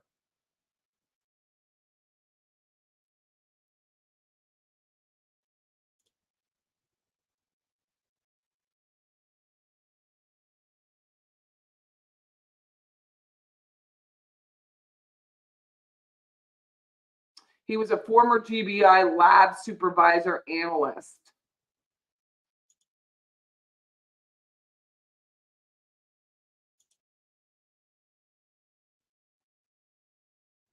So after that case, he's like, let me go out on my own. Let me be an expert.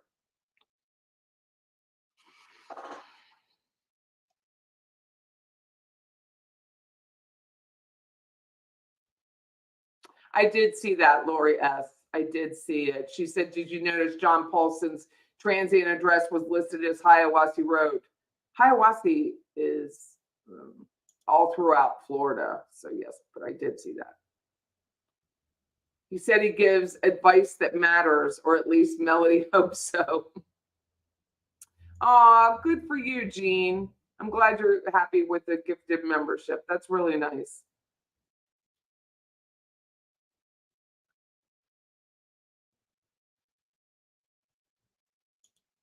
Use ChatGPT, no excuse. I know. I just think it's sloppy. If you want me to take you seriously, which I'm sure you're fine. I'm sure you have all the expertise in the world. Hire someone, hire Fiverr, do something.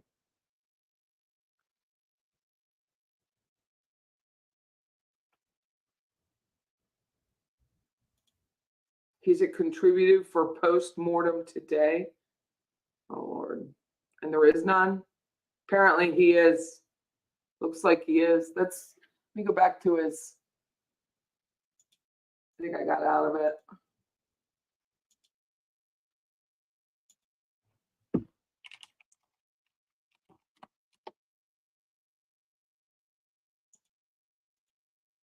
No, he just, whether he's pro or con, I don't think it matters, murder. I think he just wants to be paid. I mean, when you go from a 17-year lab analyst for GBI and you're trying to become an independent firearms expert, you're getting paid for that knowledge. So he's just saying this is where I mean, he may be pro Karen Reed. I don't know. See where it says, message me to see how I can help your case with forensic case file review. And he just reposted it. So he may know her. Amy Santoro. Everything is a sales pitch on LinkedIn. Everything.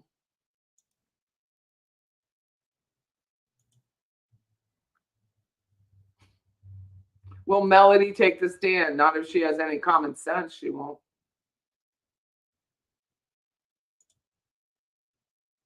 You're welcome, Terry. Thanks for joining us.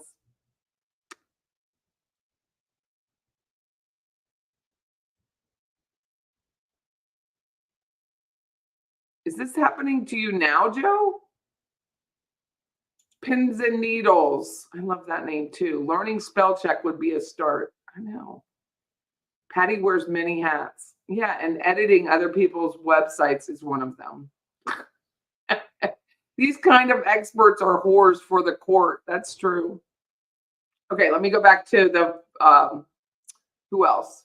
So, David Thomas, don't know who that is. Alan Wilson, don't know who that is. Joanne Ward, don't know who that is. So Martha Jane Barton was on the defense witness list. Let me see who else is there. Of course, I mean, they could bring her back, but it would be stupid at this point because she didn't really. Let's see. Nicole Nicholson. She's with a law firm. Let me look her up. Nicole Nicholson.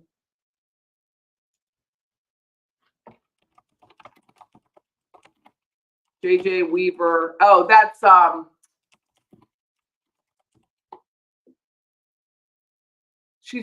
she is with JL. Why would she be listed on the defense witness list? She's a legal assistant for the attorney. I think she's the blonde girl.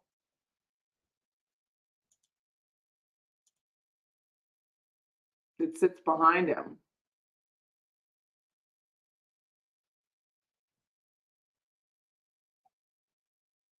Here she. I was right. She is the blonde girl.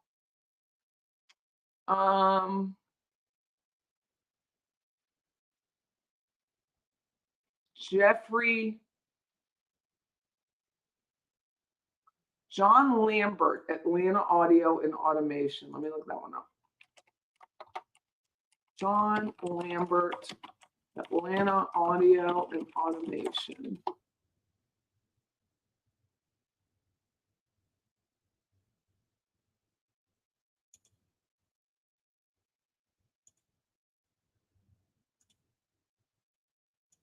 He's also on the witness list of this company.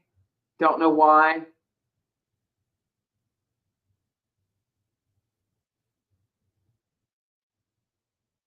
I'm going to turn this light out because it's hard for me to see my screen.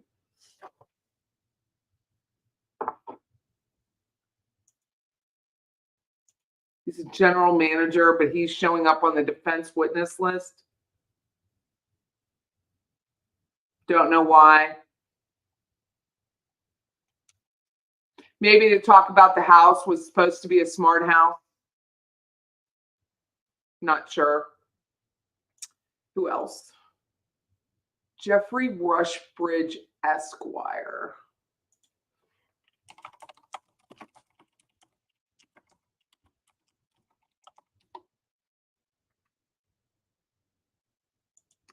He is with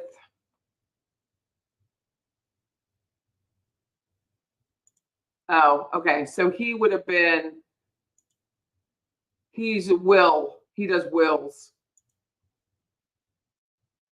So Jeffrey Rushbridge is civil litigation and commercial, but also handles wills and probate disputes. So that's probably if they bring him on, that's what they'll talk about.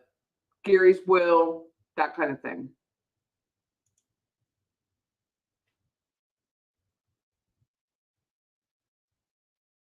Pamela Rushton with GBI. Let me see what that one's about. She's a special agent.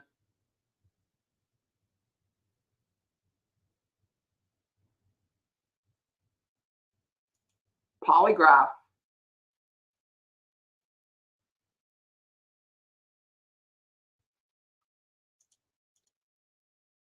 Pamela.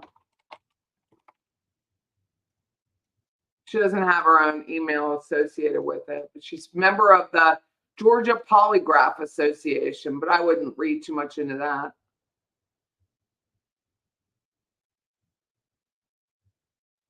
Well, here's an article.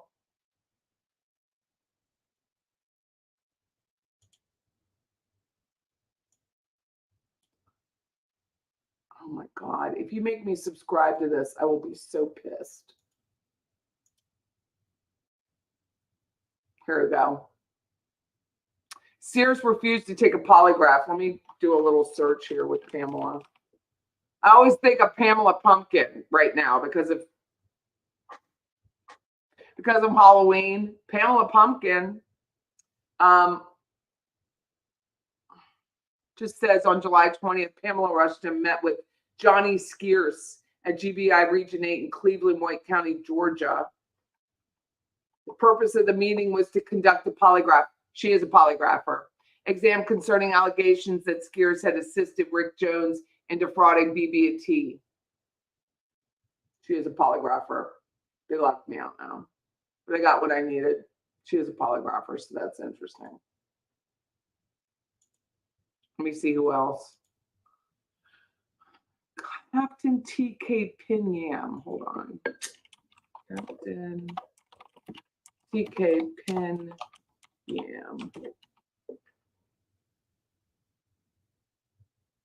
Don't know.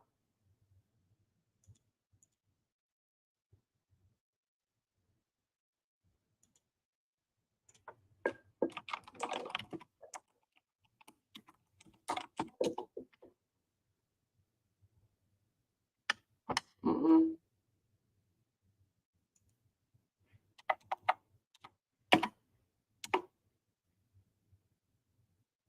Nothing's coming up, so I don't know who he's with. That's all I know about the defense witness list.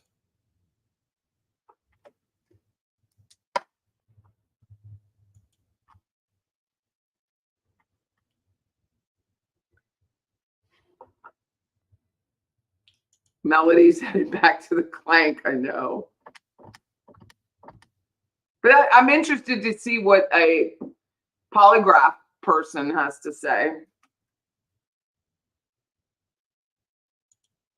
Maybe Whybe, I know why she couldn't stay with Amanda due to the conflict of interest. That's not why she couldn't stay with Amanda, because it was a defense witness list.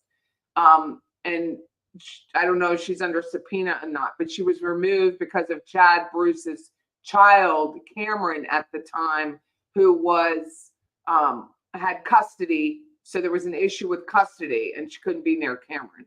So that was the reason why she was no longer with them. Polly want a cracker? I do. Patty, you should change your name to Patty on the Fly. It's cute. It's cute.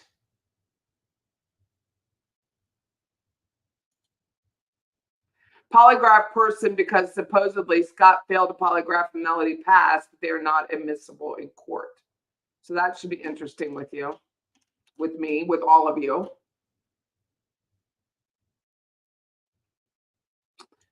Shirley, how are you, Shirley? I watched basically the entire trial until all the tapes, then watched Sarah Boone. Didn't see Martha Jean's testimony only, but up until then, I saw no direct evidence in your opinion. Thank you, Shirley.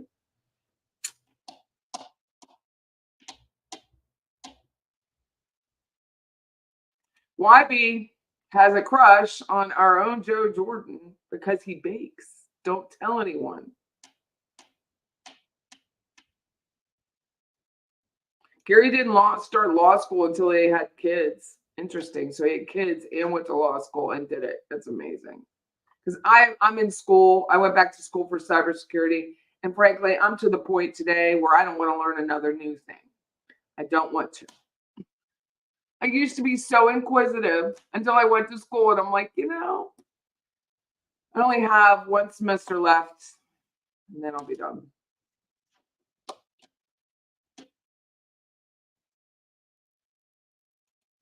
Joe said he met a girlfriend in a chat room and wanted to meet you because you loved your sense of humor. You have a nice voice too, Joe Jordan. Joe Jordan called me yesterday and he has a very nice voice. You wonder where Melody is staying. You may have missed it. She's staying with some guy. Like he's probably with the defense. There's that bearded guy that sits behind her, young, tall, handsome kind of guy. I believe it's with him.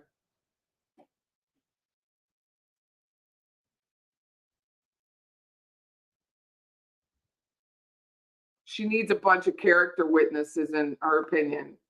Yeah, Sarah Boone trial, they didn't put any character witnesses on, did they? I mean, even for Charlie, no character witness. All those friends, all those mooches that went out with Charlie all the time, couldn't get one. He sells hi-fi. Hi-fi speakers, that's funny. Whoever Murdered by Maestro is, he has the best comments. Orly, he is one of the top wittiest in my chat. He is very witty. Eric Lieber says, I have a friend who married for the first time at 66 to a woman who speaks no English. 6 years later, they're still married and she speaks no English. Well, what does he speak?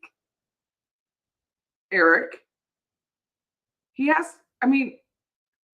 If she doesn't speak English, what does he speak?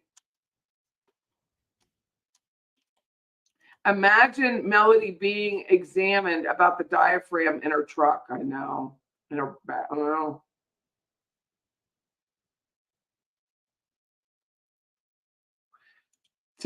Debbie's going back to John Tyler Paulson, who's a sex addict and is Sarah Boone's brother. Before the internet, men had to buy Playboy. There's a lot of men hooked on porn. But what I was finding interesting was like, yes, this is 2011, but now it's 2024. Would he even be arrested for dating a 17-year-old girl, interfering with custody? Sin likes my glasses. Thank you. They are, I need a pair of glasses to tell you what they are.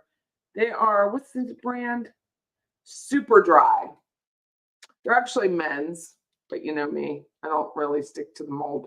They're men's glasses and they're called Super Dry.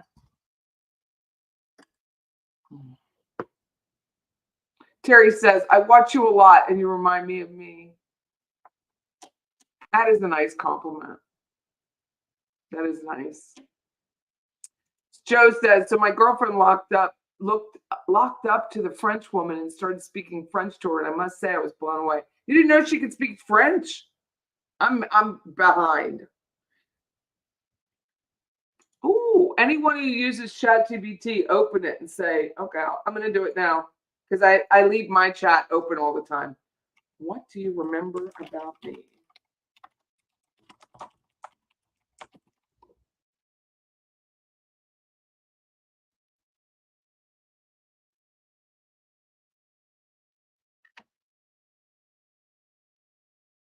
I looked mine up. It says, here's what I remember about you. You're working on a podcast that focuses on true crime and various related topics. You co-host this podcast with Scott. It's a different way. Patty's Playhouse.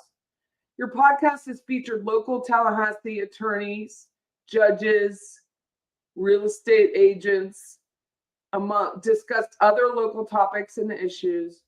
You're interested in scripting and its application, including network drive remapping, automated backups, and system updates.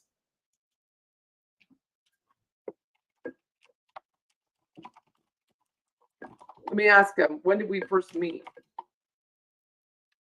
We first interacted. That's not true. I've had you for a year. He says August 14, 2024, but that's not true. I've had it for a full year.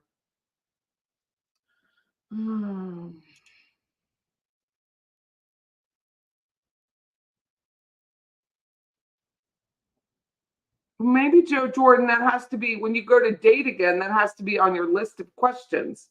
What languages do you speak?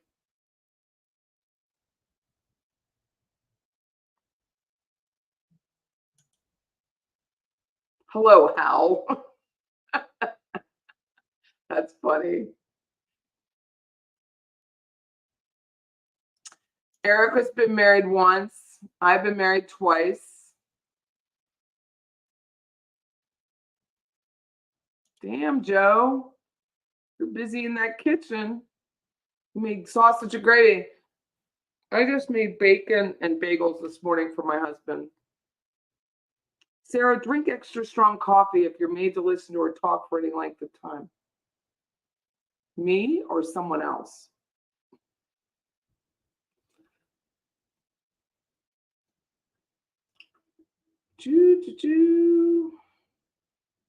Seattle players are fighting on this. I'm so sick of it. My glasses suit me. Well, thank you, Rosemary. We are still on the fly.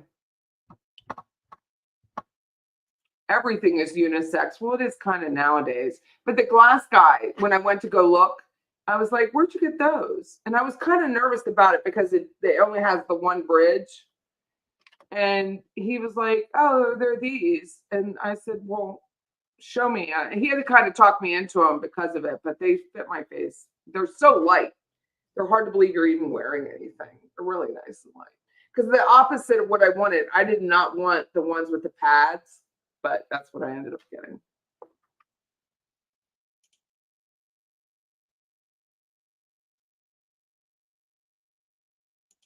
I told my chat GBT, remember Wendy Adelson is guilty. Now it's much more accurate. Do you know who Melanie Walker Farris is?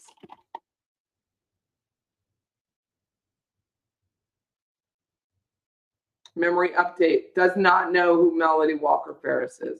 Do you know who Wendy Adelson is? I love egg salad.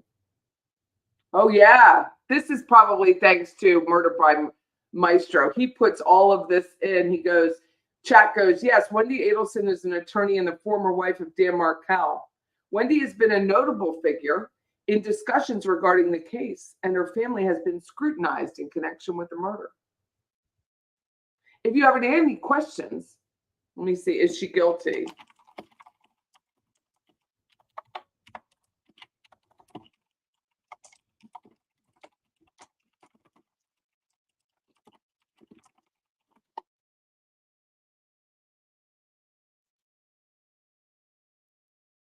She has not been charged. Oh, see, that's how we make our stuffing. Sausage and herb stuffing with diced apple and onion. That's how I make my stuffing. Sometimes I add bacon to it. Mm-hmm.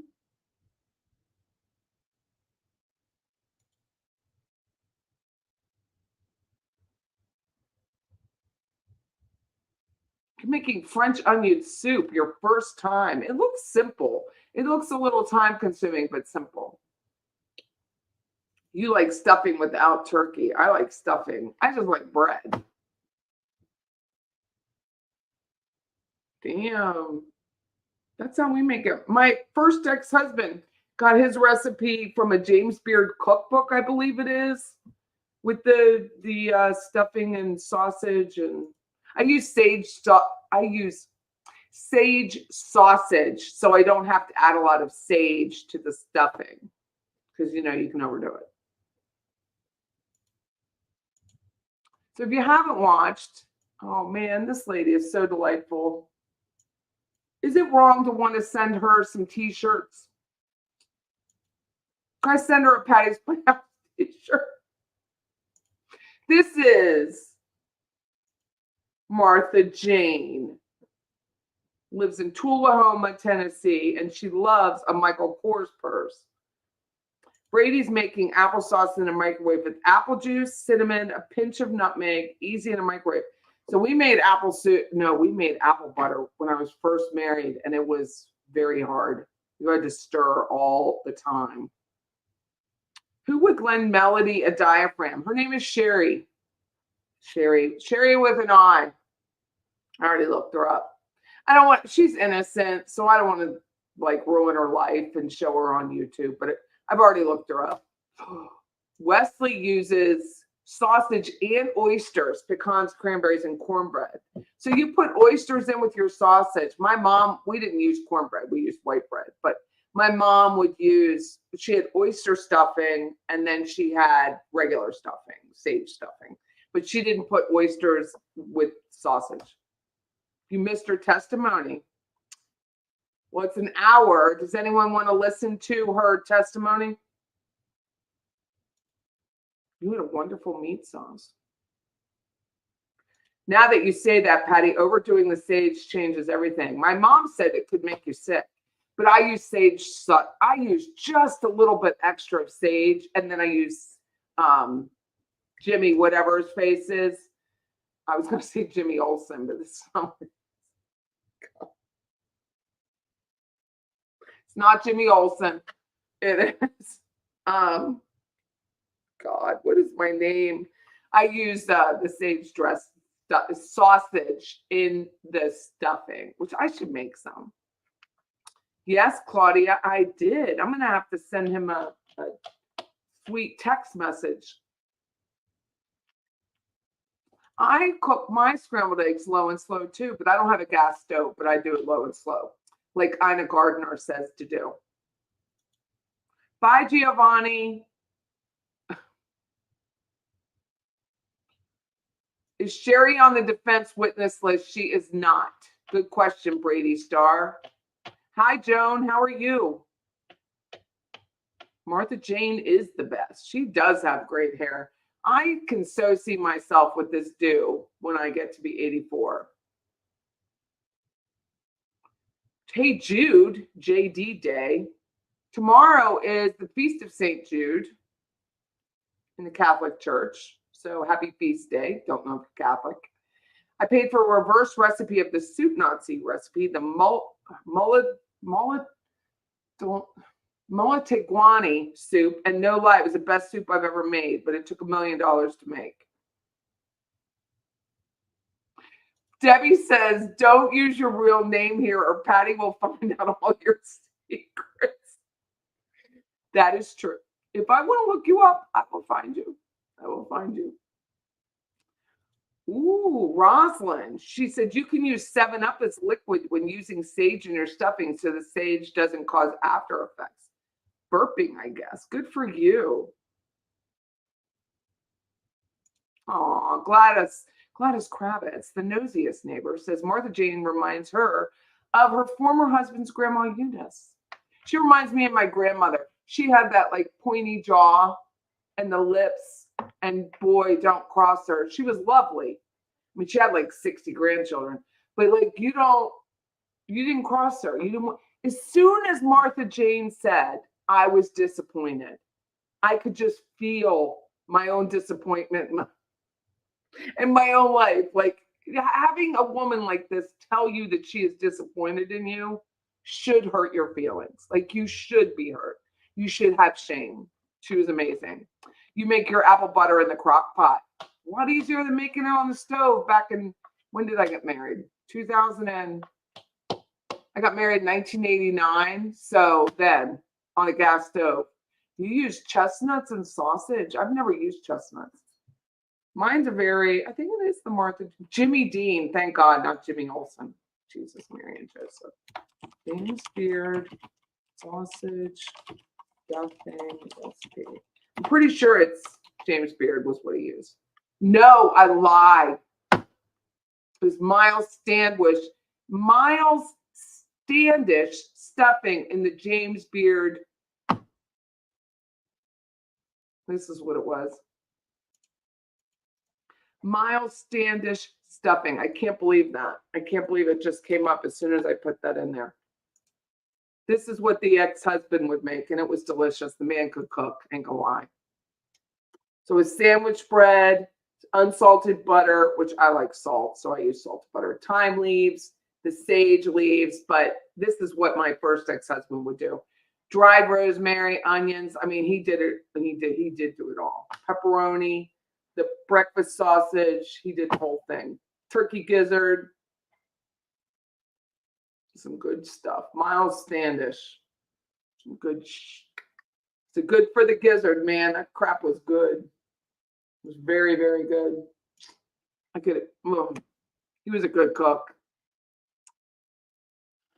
I know, tennis girl. I know. December 2nd. I'm sure it'll be a packed house down there.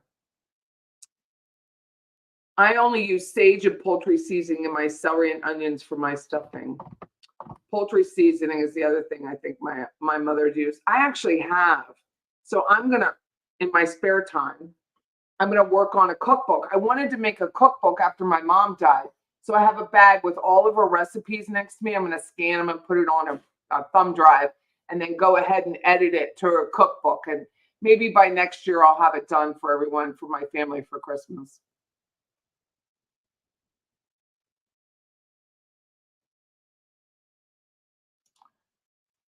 Joe said his girlfriend used to have the most fun going to junkyards. One day we drove to LA and then to a junkyard in Otay Mesa on the Mexican border to strip car parts that you needed. That does sound like fun. I make Appleson in the oven overnight. Appleson. Appleson. What is that? Oh, it's a classic soda. Martha Jane's testimony was sweet. She wanted to be very accurate. Y'all are making me drool. I know I got to go home and eat. You want to listen to her testimony? Okay, it's only and asked me some questions and told me or asked me if I knew the trial was starting. That was a shock. Okay. I did not know that.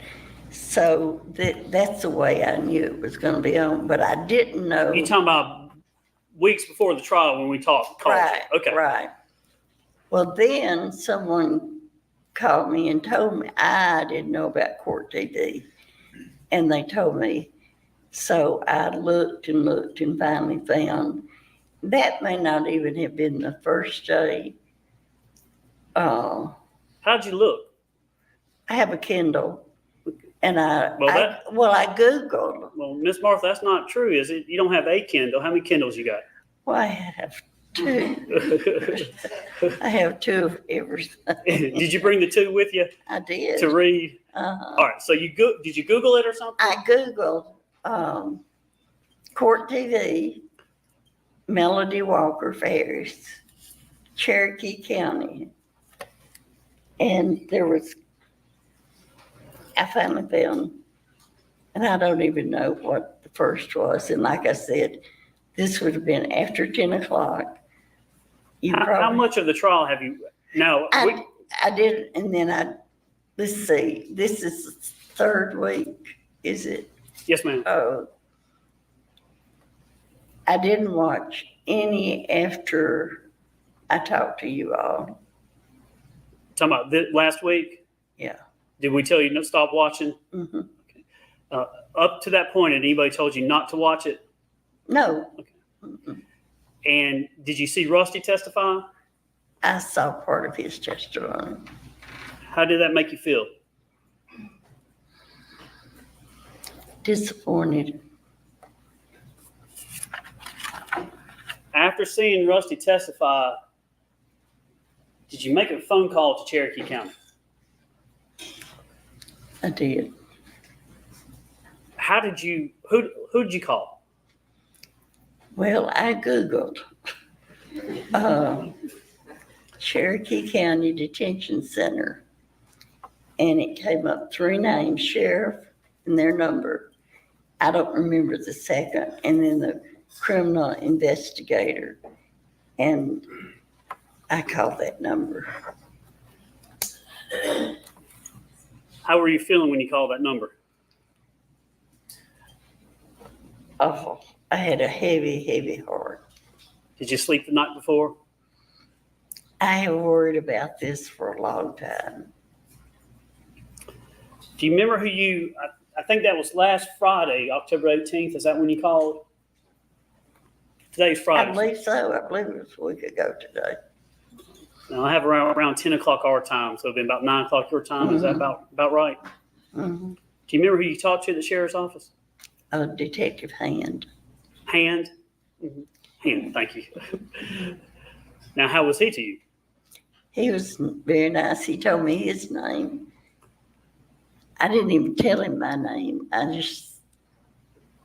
think I started out with, I have a heavy heart. And then I told him that I had a gun that was missing. And then Let me he talk. asked me my name. Yes, ma'am. Let me talk to you about some guns. I want to talk about. Now, Roy Sr. was a jokester, wasn't he?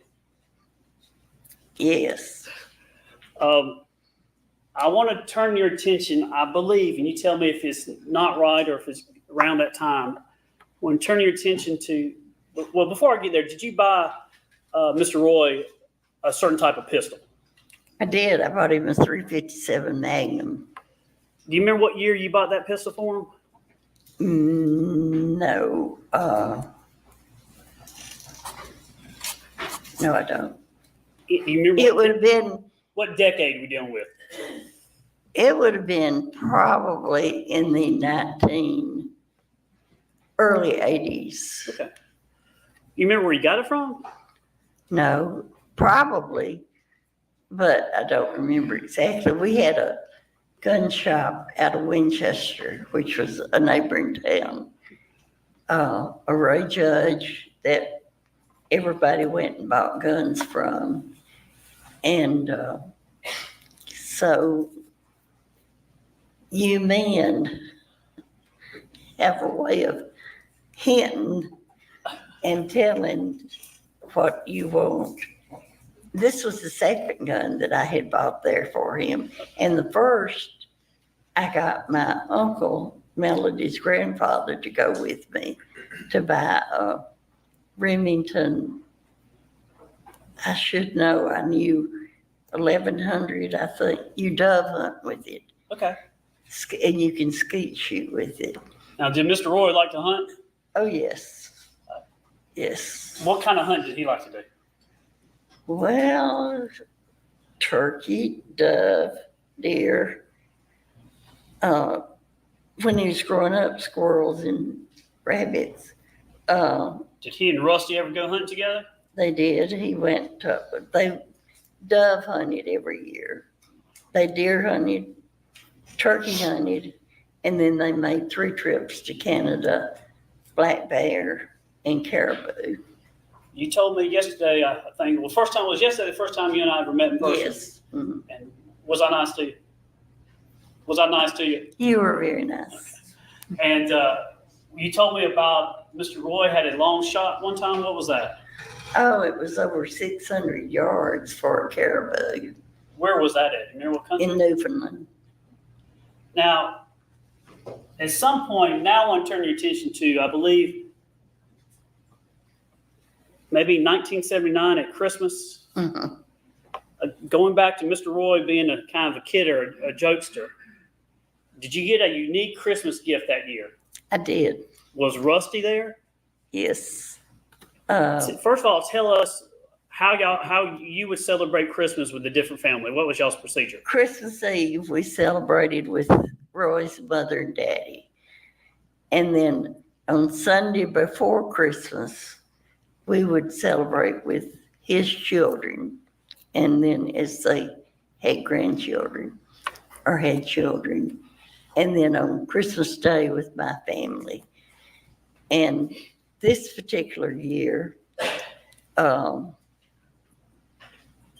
Roy gave me, and he had gone and wrapped this. I know he took the paper at his mother's because my Christmas presents were wrapped that matched the tree.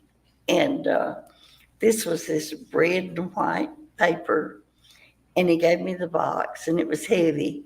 And I opened it up, and there was a gun on top, but there was a brick in the box. And he had the gun. Well, of course, he had to tell me what kind it was. And what kind of gun was it? It was a 38 special, and he said it was called a Saturday night special. Saturday night. Was it a long barrel or short barrel? Short.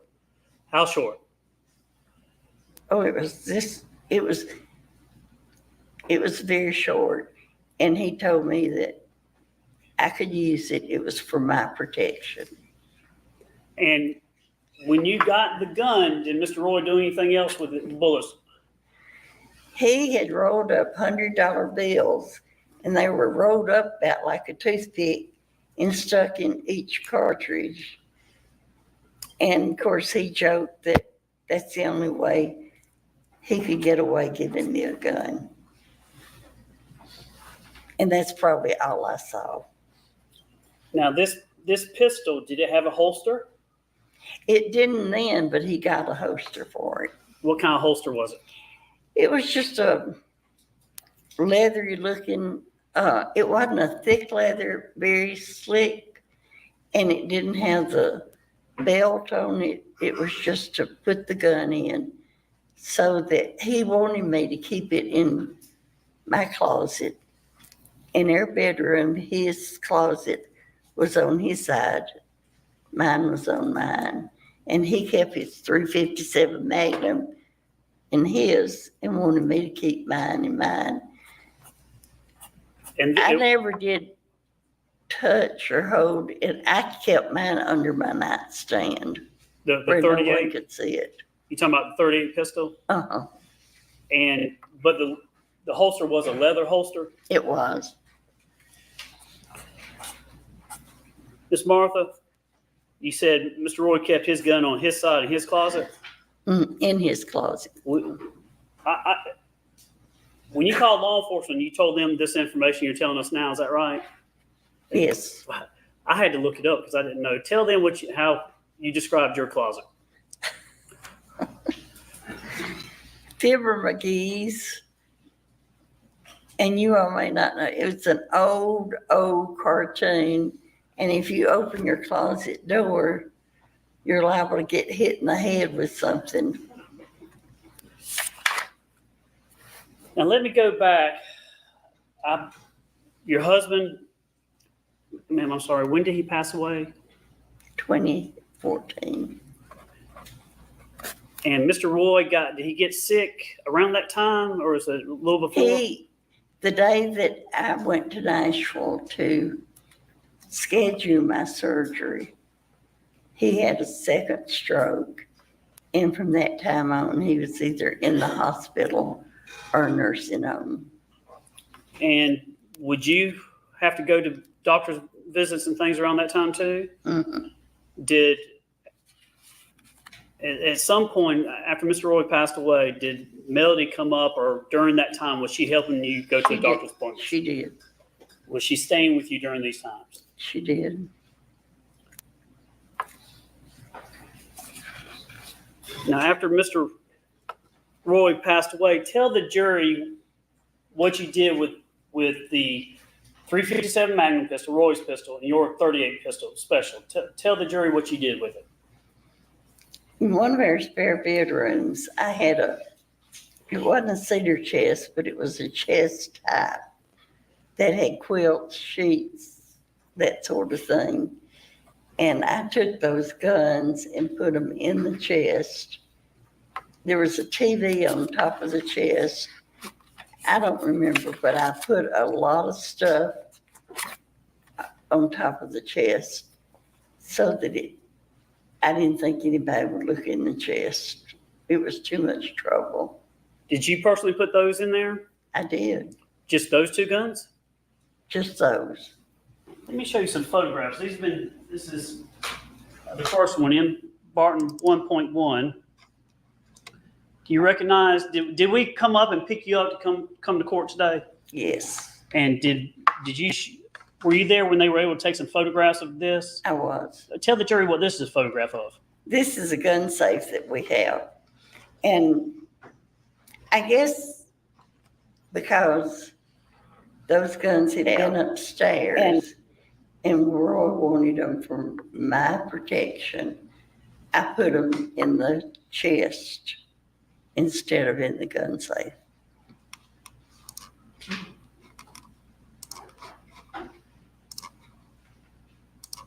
This is photograph 2 for you. Did you also find some 38 special ammunition? I did.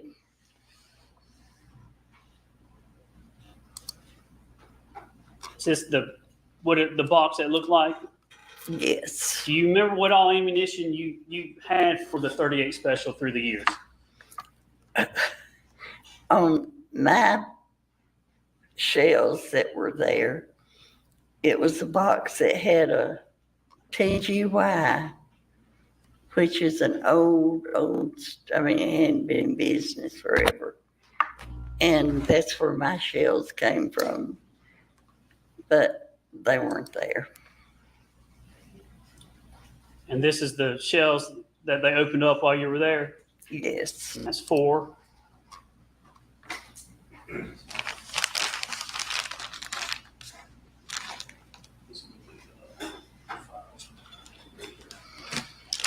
And then this is Miss Barton, M. Barton 5. Those are the box of shells. Yes. Judge, I think I've tendered all those in, but I'm going to tender 5 in too. All right. Objection? No. So moved. Then 6,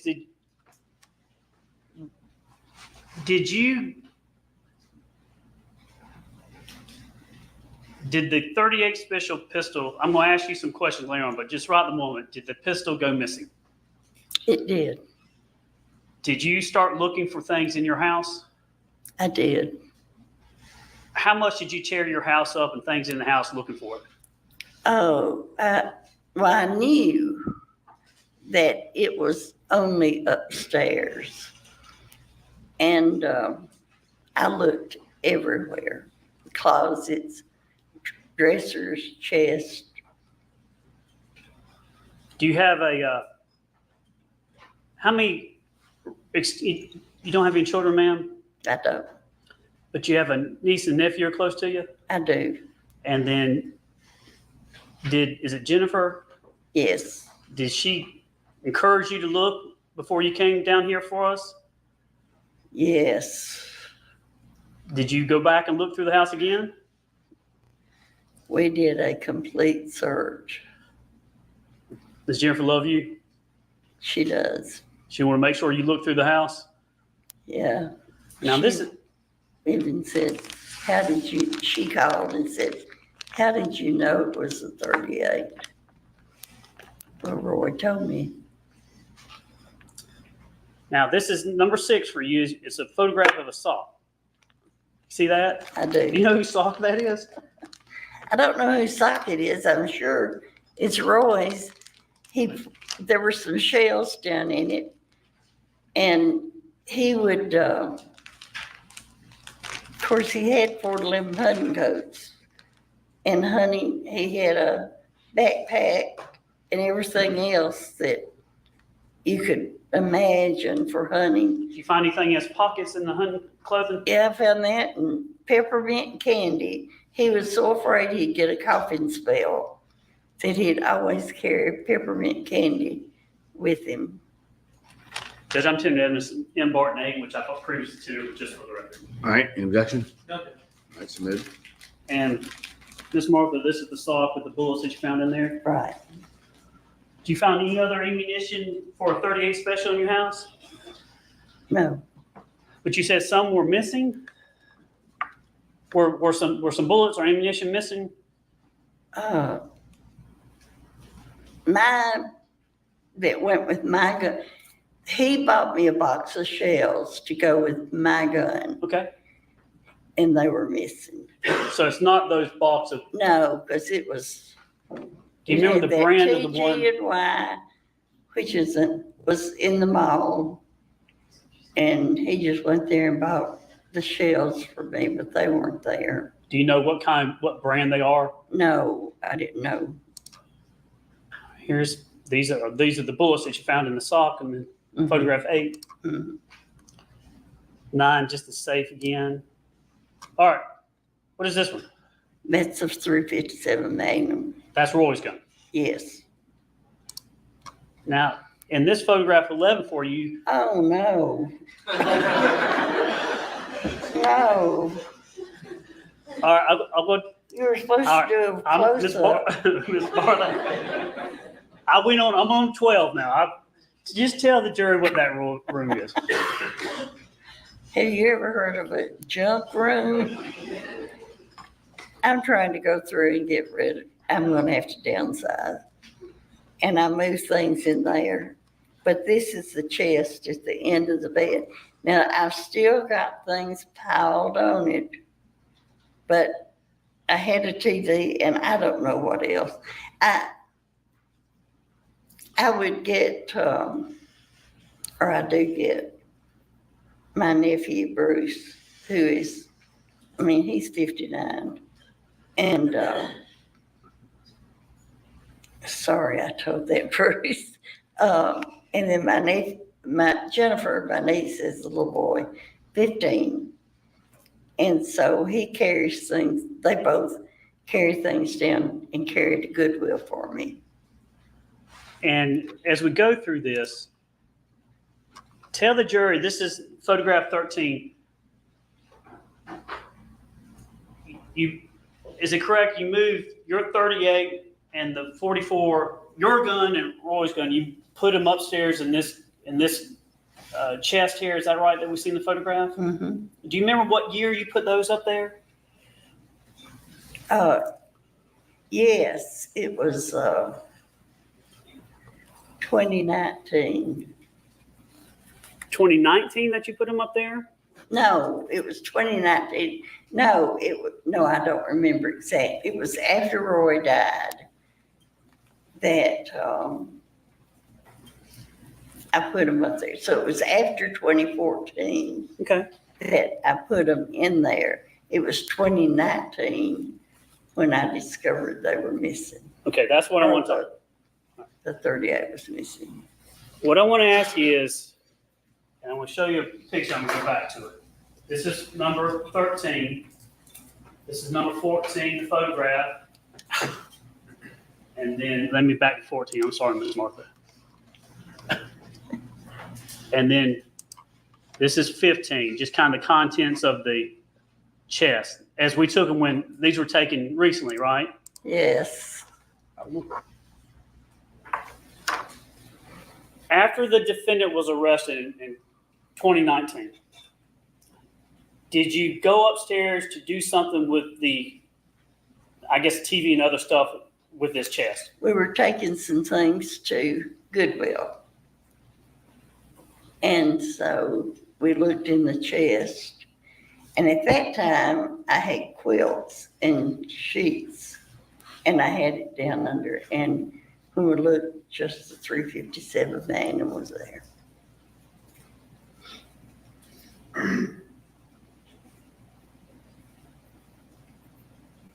You said, was there a moment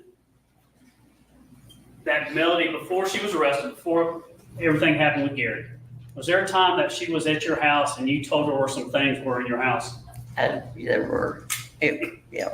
Yes. Do you remember how you described that to law enforcement, that moment? You said you had a certain type of moment. When I told her, yes, she was there with Yallah, her grandchild. And I mentioned some money that I had in a dresser. And that it was more or less that if I needed something, those things were there. Did you talk about where your pistols were? I just told her that the pistols were in there, And Melody was that? in that chest. And do you remember what year that was? No. Oh, well, yes. It was the year that Emily got married because Ella came up. Now, in 2016. when you told the defendant, do you remember how you described that you had a certain type of moment when you told, I apologize, when you told Melody about that? Why did you have some hesitation now looking back on when you told her? Yes. Why is that?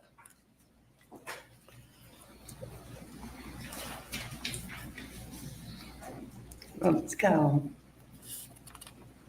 I don't even know why. Melody and I were very close. She had come and done things for me during this period of time. And before that, she was the only child, baby in our family for 5 years. And my parents divorced when I was in about the 7th grade. And we moved in with my grandparents, who were her great-grandparents. So we had a closer connection because when her mother, grandparents came to see his mother and daddy, we were there. So we were very close. Did you have In fact, her grandfather gave me away at my wedding. now outside of the defendant, and I think you said Ella, did you tell anybody else where your pistol was? No. Specifically in that chest, did you tell anybody? No. Did you have a weak moment when you told her where some things were in your house? I did. Why was it weak? Well, looking back on it, it was weak.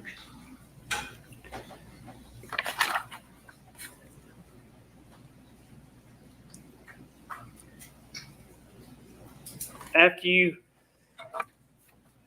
were watching Rusty testify, did you hear him and me ask him about guns in your home? Yes. When you heard that, what did you think? Boeing, I hope they, Well, let me ask you this way. When you heard that, did you start thinking about the gun? I thought you would call me. When the two different officers came to question me, they never, well, you heard the tapes, they never asked me if we had any guns. And that was kind of surprising because they seemed to know, about us. But No one had asked you about no. any missing pistols? After hearing Rusty testify, did anybody know you were calling law enforcement? No, they didn't. No. I just picked up I picked up the Kindle and it Was it weighing on you? had been heavy on my heart.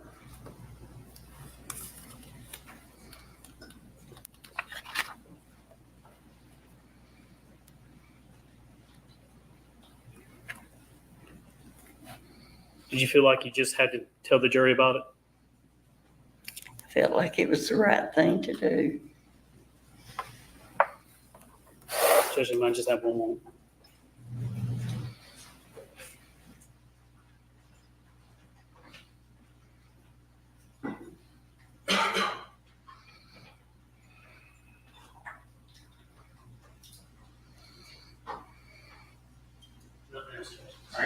Mr. Ray? Yes, please.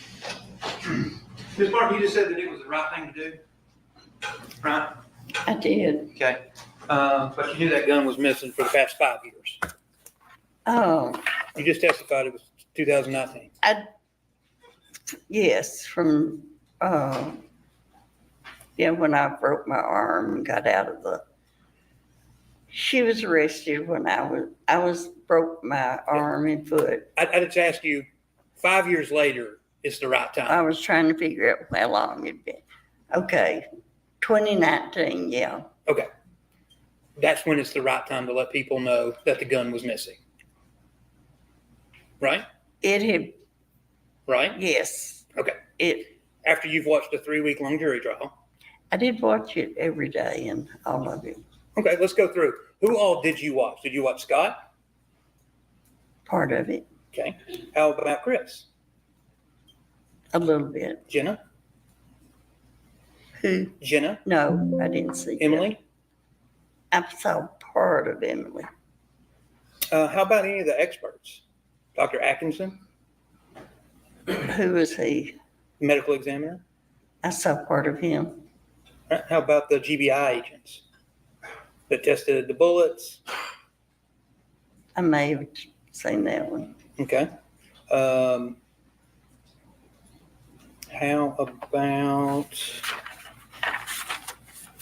How about Thrasher and all of the forensic people that were at the house?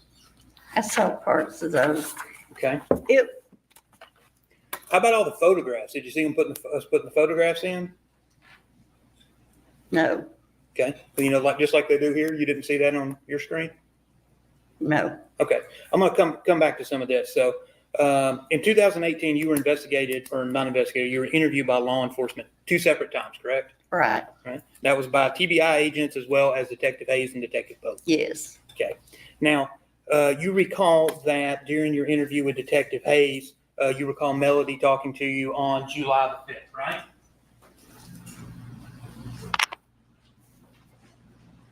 yes. What you looking at? I'm looking at this. Let me get that. I just need you to testify from memory, okay? Oh, okay. If I need to refresh your memory, we will. But you talked to Melody while law enforcement was actually at their house, right? No. They didn't come to my house until after 9 o'clock that night. No, I know that. What I'm asking is when law enforcement was at Melody's house, Melody called you on her Oh, phone. from her phone. Correct. Yes, That would have been on July the 5th. yes, And you told law enforcement that Melody was crying when she spoke to you, yes. and that, in fact, her world had been turned upside down. That's, Correct? it has, as far as I was concerned.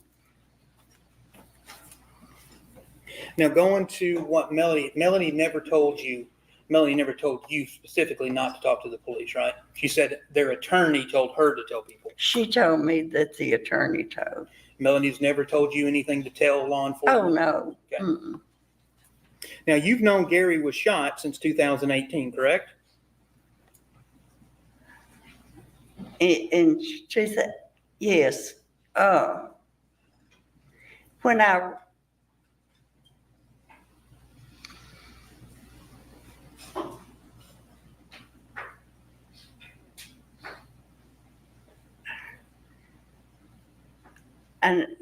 may have known he was shot. Okay.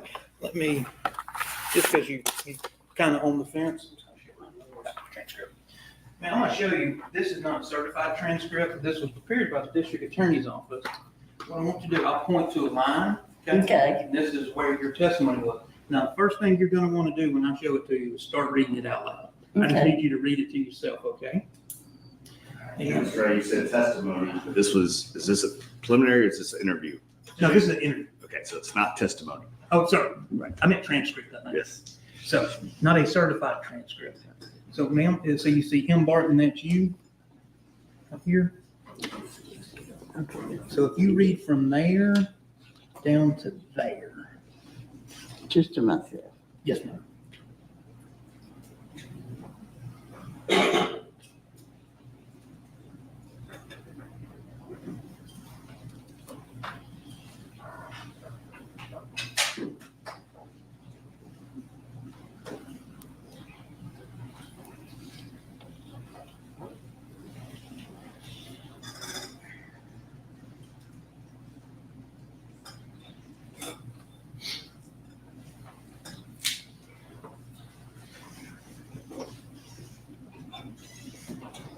Okay.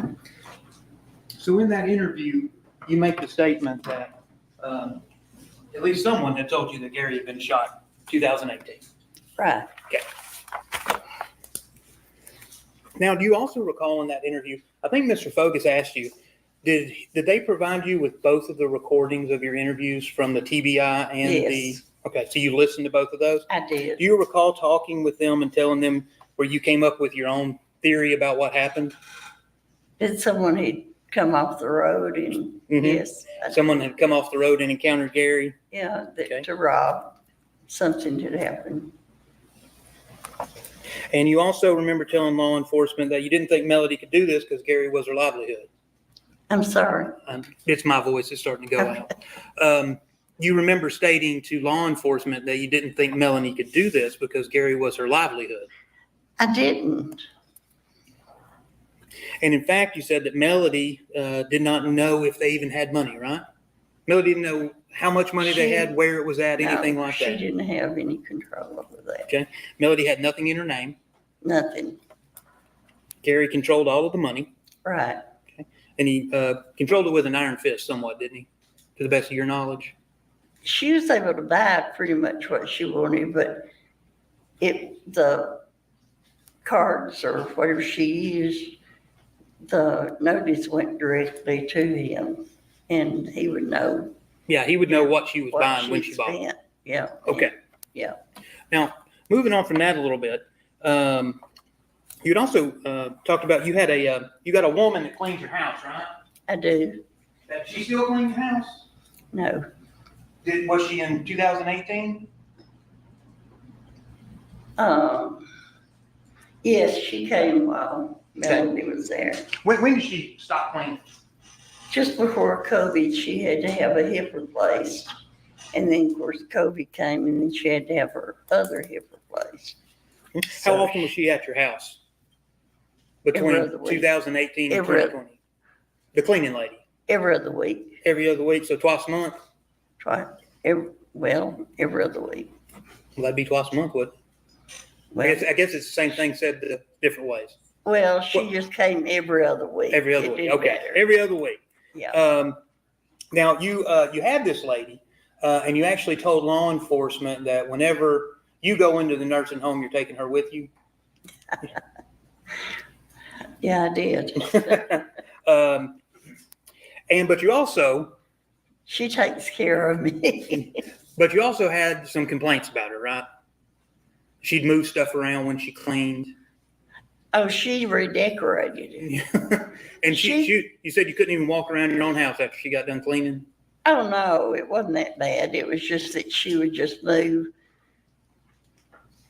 For instance, she comes and decorates for Easter and fall and Christmas.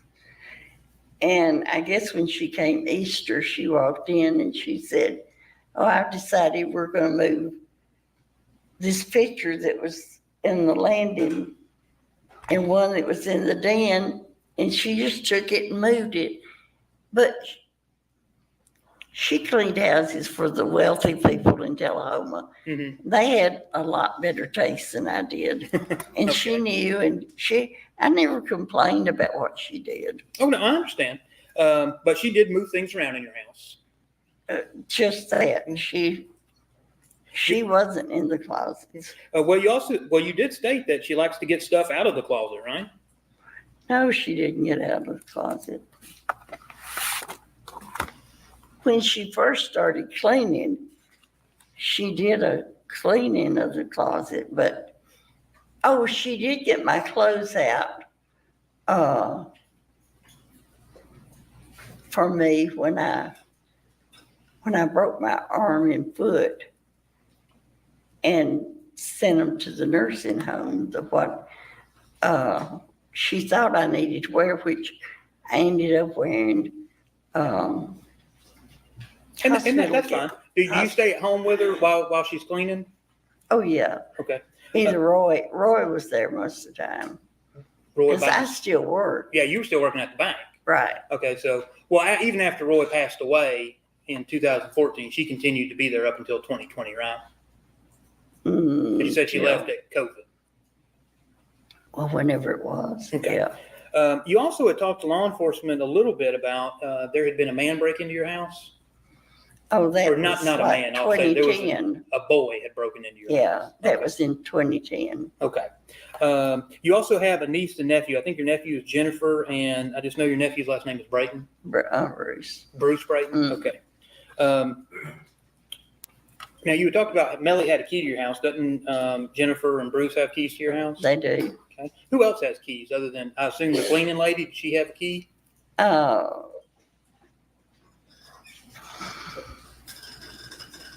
guess probably did. Roy was always there.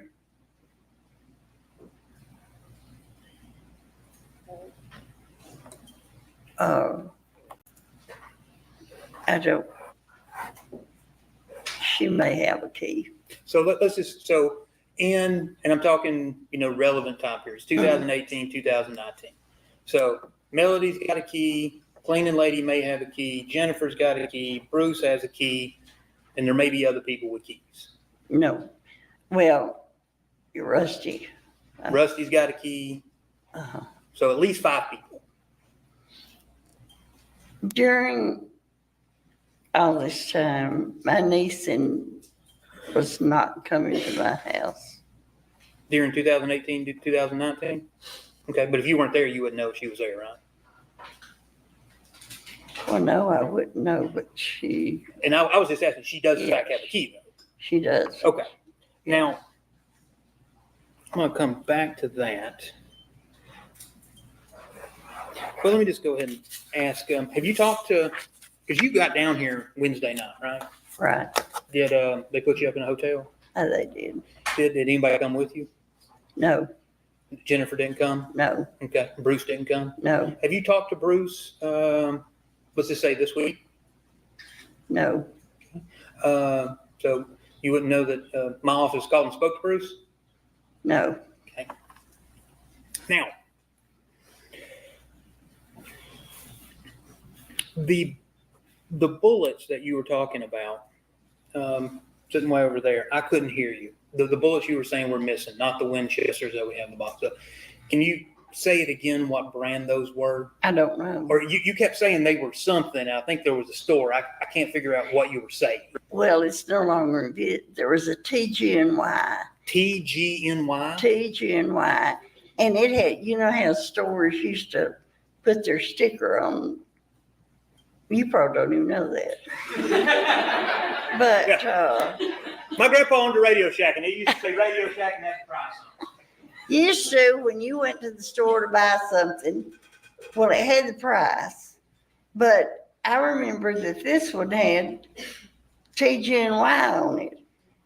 And I don't know why I remember that. I never shot the gun. I never handled it that much.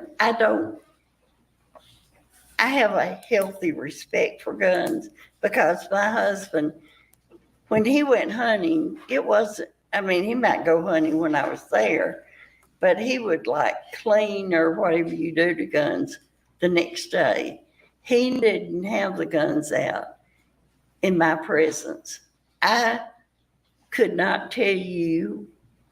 I know he's got a Benelli, but I don't know. In that gun that I gave him, that was a Remington.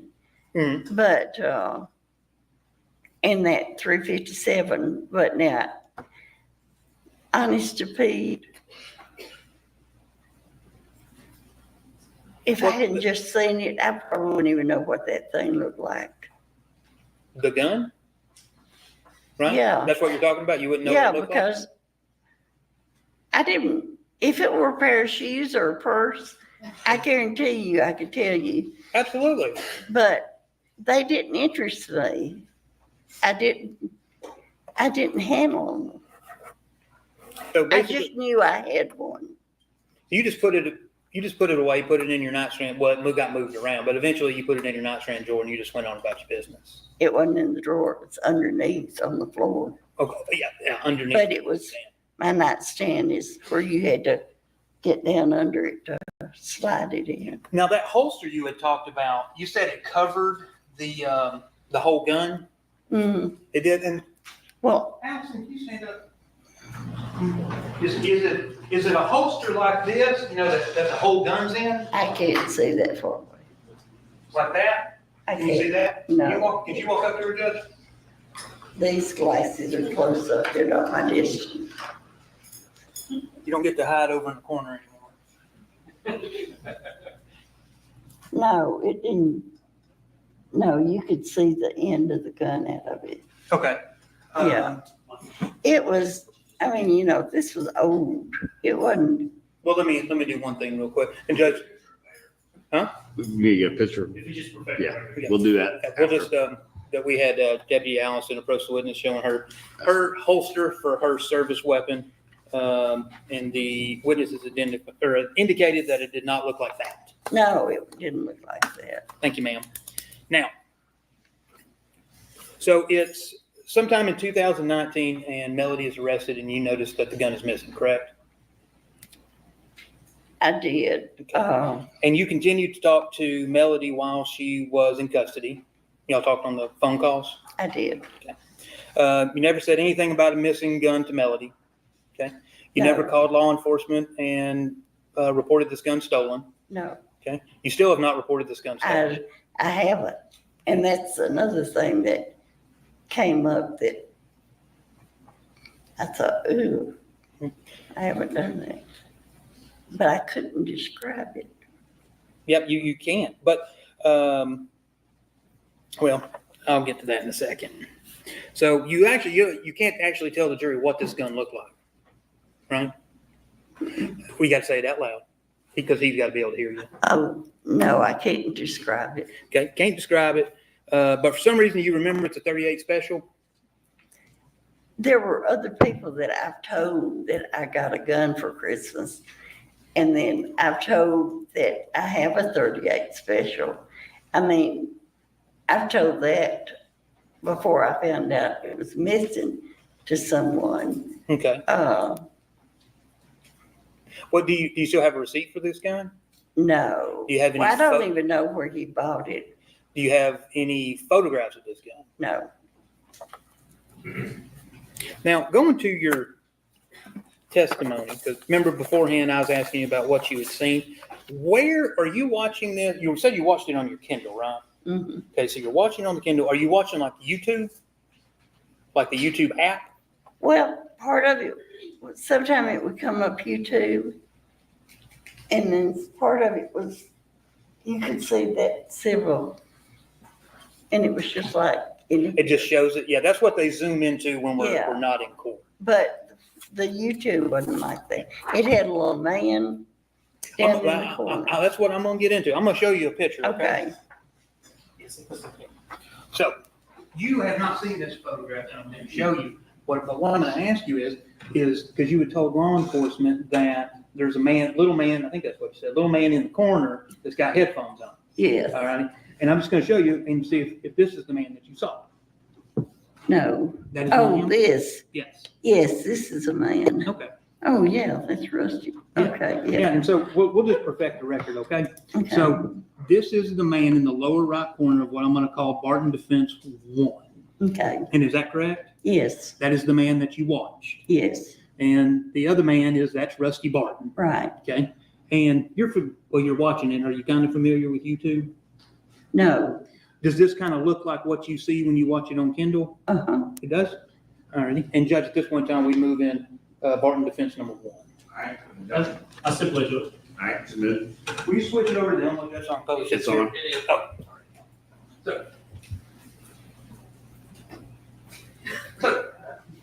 So, ma'am, this is, yet again, this is what you're watching, right? Mm-hmm. When Rusty was testifying. Yes. Now, did you watch Scott, Chris, Jen, or any of those people on this same YouTube channel? I don't know. Sometimes it came up where I could see the judge and that symbol back there. And sometimes I would get it on this. I'm not real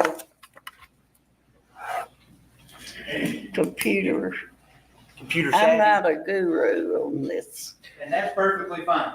But one thing I want to talk about is that little man in the corner there. And so the jurors know and they can see it, that this is a YouTube channel called Recovery Addict. Were you aware of that? No. Okay. And it's that little man in the corner with the headset that is the one who told you, quote, that's where she got the gun. I heard him say that. Yeah, and that's where you got the idea. No, Well, that's when you called law enforcement, wasn't it? No. Actually, the next day. it may have been the next day, but I thought they will realize that they'll hear it. I thought you all would pick up on that. What do you see on there on that exhibit where it says, did I crack the case? Where it says what? Oh, yeah, I see that. Okay. And do you know that that man is now claiming that he's the one that solved this because he gave you the idea? Well, he didn't. Well, you would agree with me, though, that on this timeline, you're sitting at your house in Tullahoma, Tennessee, and you're watching Rusty testify with that man giving commentary, correct? I did. And that man made the statement on his YouTube channel, quote, that's where she got the gun, right? I heard that. And the next day at 9 o'clock in the morning, you call Captain Hands at the sheriff's office. Correct? I did. But And Judge, I would just ask Mr. Ray. that was not, there was no explanation needed. I'll let you redirect. Go ahead. And that is the first time since July 5th, 2018, that you have ever told anyone about a missing 38 was to Captain Hands.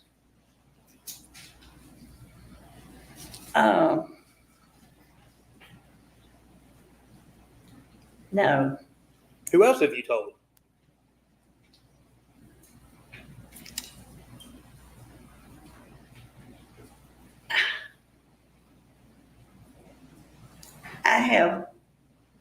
she's not family. She's a very good friend that I told. I don't want to get her involved. Okay, so you claim, when did you tell this supposed person? It's probably been over a year ago Okay, that this was on my heart, and I felt like I should let somebody know. okay, so you just let this anonymous person know, right? She's not anonymous to me. Not, what about, why don't you, I'm not if, telling. okay, you've got a gun missing, and obviously you're trying to imply that Melody took this gun and those bullets, and that's what she used to kill Gary. So that's important, right? You would agree with me. Oh, it's super important, right? very important. But what your excuse to this jury is nobody's ever asked you, right? That's what you told Mr. Focus. Law enforcement never asked you in They 2018. didn't ask me. But you didn't know the gun was missing, But I so there didn't was no know. reason to ask you, right? Well, they didn't ask me if I had a gun. If we had guns, But the point is, in 2019, after Melody is arrested, you know it's missing, right? And you don't say a word. I could tell you why I looked. No, I'm just asking you.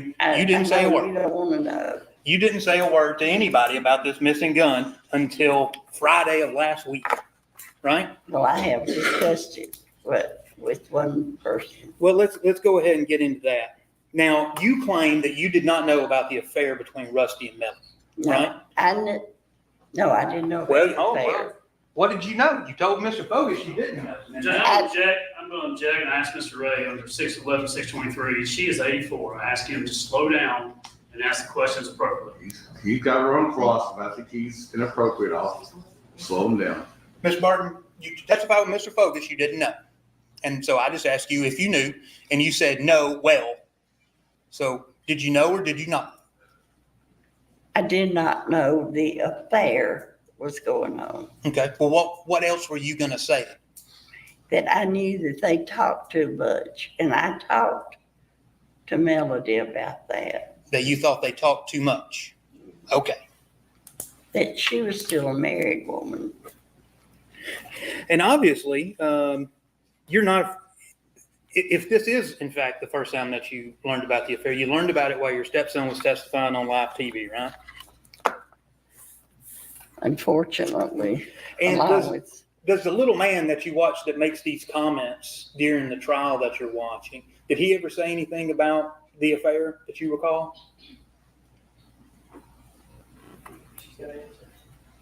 No. Just say yes or no, sorry. So in front of live television is when you learn that your stepson and technically your second cousin are having an extramarital affair, right? Yes. And you recall talking with Detective Hand, telling him about how embarrassed you are about it. I am.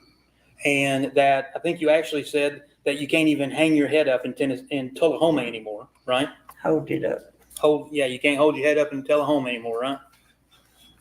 That Rusty and Melody have destroyed the Barton name. You recall that? I do. Now, with your niece and all of them, or let me ask it this way first off. Do you have you had any communication with Scott and Chris? No.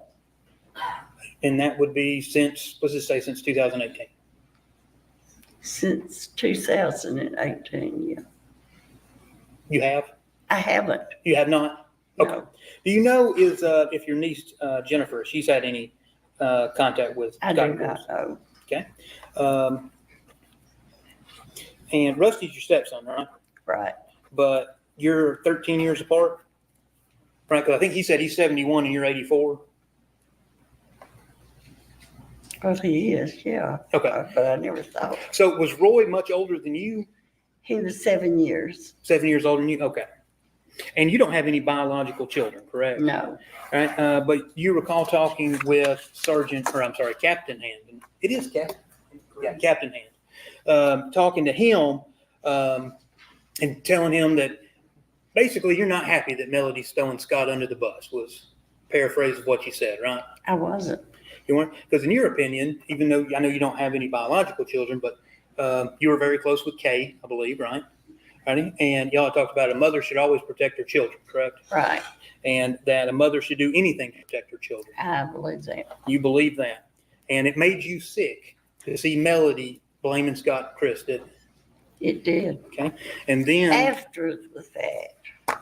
what, after the fact the After man I told you learned that more. the gun. Yeah. So that's exactly it. So you're watching this trial and Melody is disgusting you. You found out about an affair. You've seen her blame Scott. Well, you hadn't seen her. You've seen me and John Luke blaming Scott and Chris. In proper form, he's not asking questions, that's fine. He's trying to get. I'm trying to get to Not it. a question, Your Honor. It is just a long question. So now I got to start over. Correct. Lost my rhythm. So you have sat here and you saw me and John Luke blaming Scott and Chris, right? I'll break it up. Because you watched the trial, right? Right. So you saw us blaming him. You saw Scott come in claiming that he found a gun, right? I did. But I already knew that. Who told you that? Melody had told me that he had found the gun before all of this happened. Yeah. And done lost my train of thought. You find out about the affair, right? Mm-hmm. I did. So, and then you see me and John Luke blaming Scott and Chris, right? Or it's technically going on all at the same time. I've seen that. And for you, that's just not good, correct? You can't have a mother blaming her sons, right? Because you just said mother should always protect her children. Judge, he's asked 3 questions, has not given her an opportunity to answer. He has got to let her answer on 611, 623. That was one. That's 3 questions. They didn't let her answer. I just asked you to be able to answer. He's trying to get her to answer. He Go has ahead. to give an opportunity to answer the question. She hasn't answered yet. He didn't let her. I don't think that's exactly what's going on. Keep going, Mr. Ray. Thank you, Judge. All right, so we'll just back up just a little bit, okay? So when you're seeing this, you're disgusted with Melody, right? Especially once you learn You about the won't let affair. me tell what really happened. So, No, I'm just asking you, when you learned about the affair and the fact that you already knew she was blaming Scott and Chris, you were disgusted with Melody. Yes or no? I was already disgusted, not because I knew the gun was missing. But you still didn't tell anybody. No, I didn't. Do you have any proof whatsoever that your husband ever even bought you a 38? I don't have a receipt or anything like that. In fact, in 79, you didn't have, I'm sure you didn't have to register a gun. I don't even know if he went to, and which I'm sure he did, but he could have bought it off of somebody. I do not know if it were new. I don't, if he hadn't told me what it was, but I know I had a gun then, and I know I don't have a gun now. Okay. And you have bullets for it, right?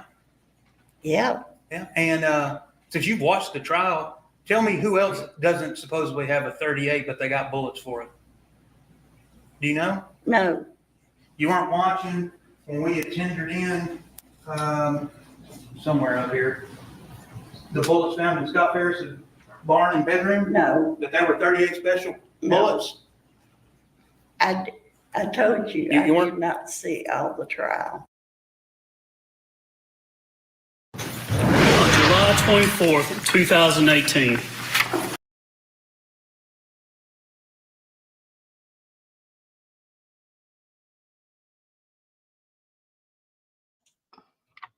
That is that.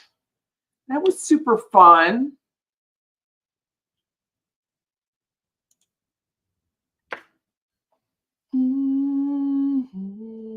I didn't know till right now that YouTube lets me give away memberships.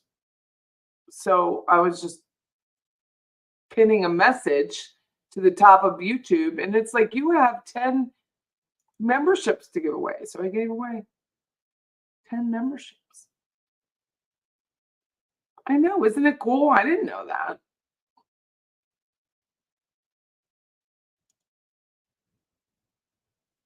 I learned something new every damn day here. Every day. And I already told you I'm tired of learning. No, not today. No, it's nice. Yeah, it is cool, Whybe. It's cool. How is everybody? Good. That was fun to listen to her. She has no nonsense. You're welcome, Jimmy. I'm glad you received one. If you didn't receive one and you want one, you have to make sure that your profile is toggled to receive a membership. It says, I think YouTube gives you 5 memberships to give away every month. And I had no idea. I was just playing around and there it is. Thank you, Purple Passion. I have my Purple Passion on today. My purple Ralph Lauren earrings. That's what these are. And my purple blouse from I think Amazon.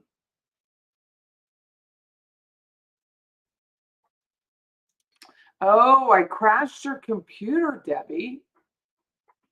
So sorry. I like listening to Miss Martha too. She had a Facebook, but she pretty much scrubbed it. Scrubbed the hell out of it, which I don't blame her. I'd have scrubbed mine too if I'd have been her. She had 500 followers. Let's see. Can you follow her now? Let me see if you can follow her. No, she has everything. Everything blocked. Bless her heart. No posts available. No photos. What a sweetheart, though. Very sad. I love the name. I love the name Jane. Very sad. Is this where Martha's cross-exam ended? Yes. Yeah. It pretty much ended right there. Paula's back from dental flossing her teeth. Well, praise the Lord, Paula. Thank you for that. It had to be very difficult for her. I mean, anytime someone says they're disappointed in you and it's a grandmotherly figure or, God, or someone you loved and they're just like, disappointed. That look on her face. And then her eyes told the story. Very hard. See you tomorrow, Beach. Call me. Got to get going early. And that, as they say, is Roberta Glass True Crime Report, who's on right now, says, that is all I have for you today. You are an angel. So,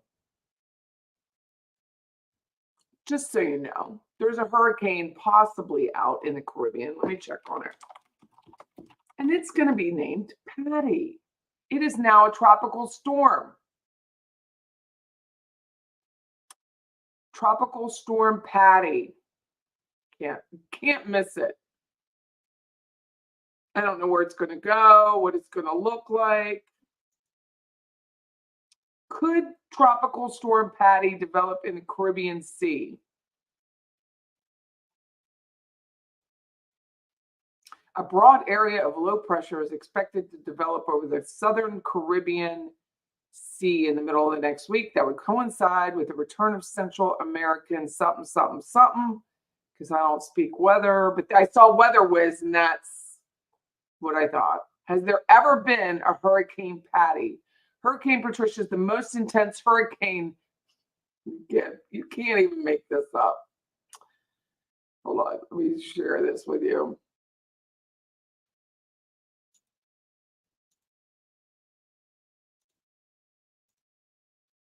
Hurricane Patricia is the most intense hurricane in the observed history of North Atlantic or North Pacific basins.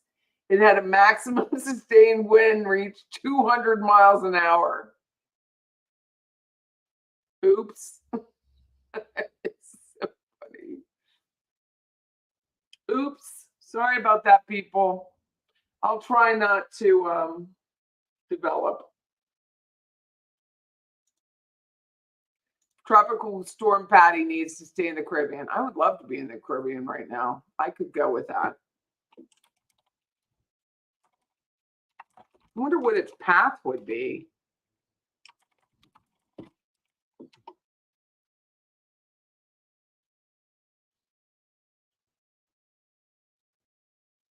Possible next week. Good Lord. If I don't have enough bad news. Let's see. Where would it go? What would it do? Jamaica. Doesn't really say.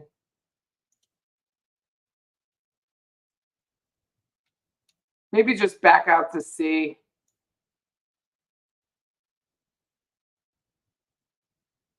They have no idea where it would go. They're just making it all up. Right? Thanks, Debbie. Thank you. Weather Whiz, I saw your name, and that's what made me think of the hurricane. I'll have to follow you. Do you have a channel?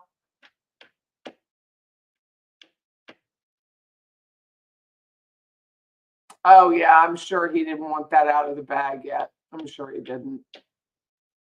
Bye, Whybe. Thank you all. Thank you so much. I will see you tomorrow, bright and early, where we will go back to the Melody Farris case. The Melody Farris trial. It's going to be a lot. Tomorrow. See you there. Bye-bye, everyone. Thank you so much. Bye.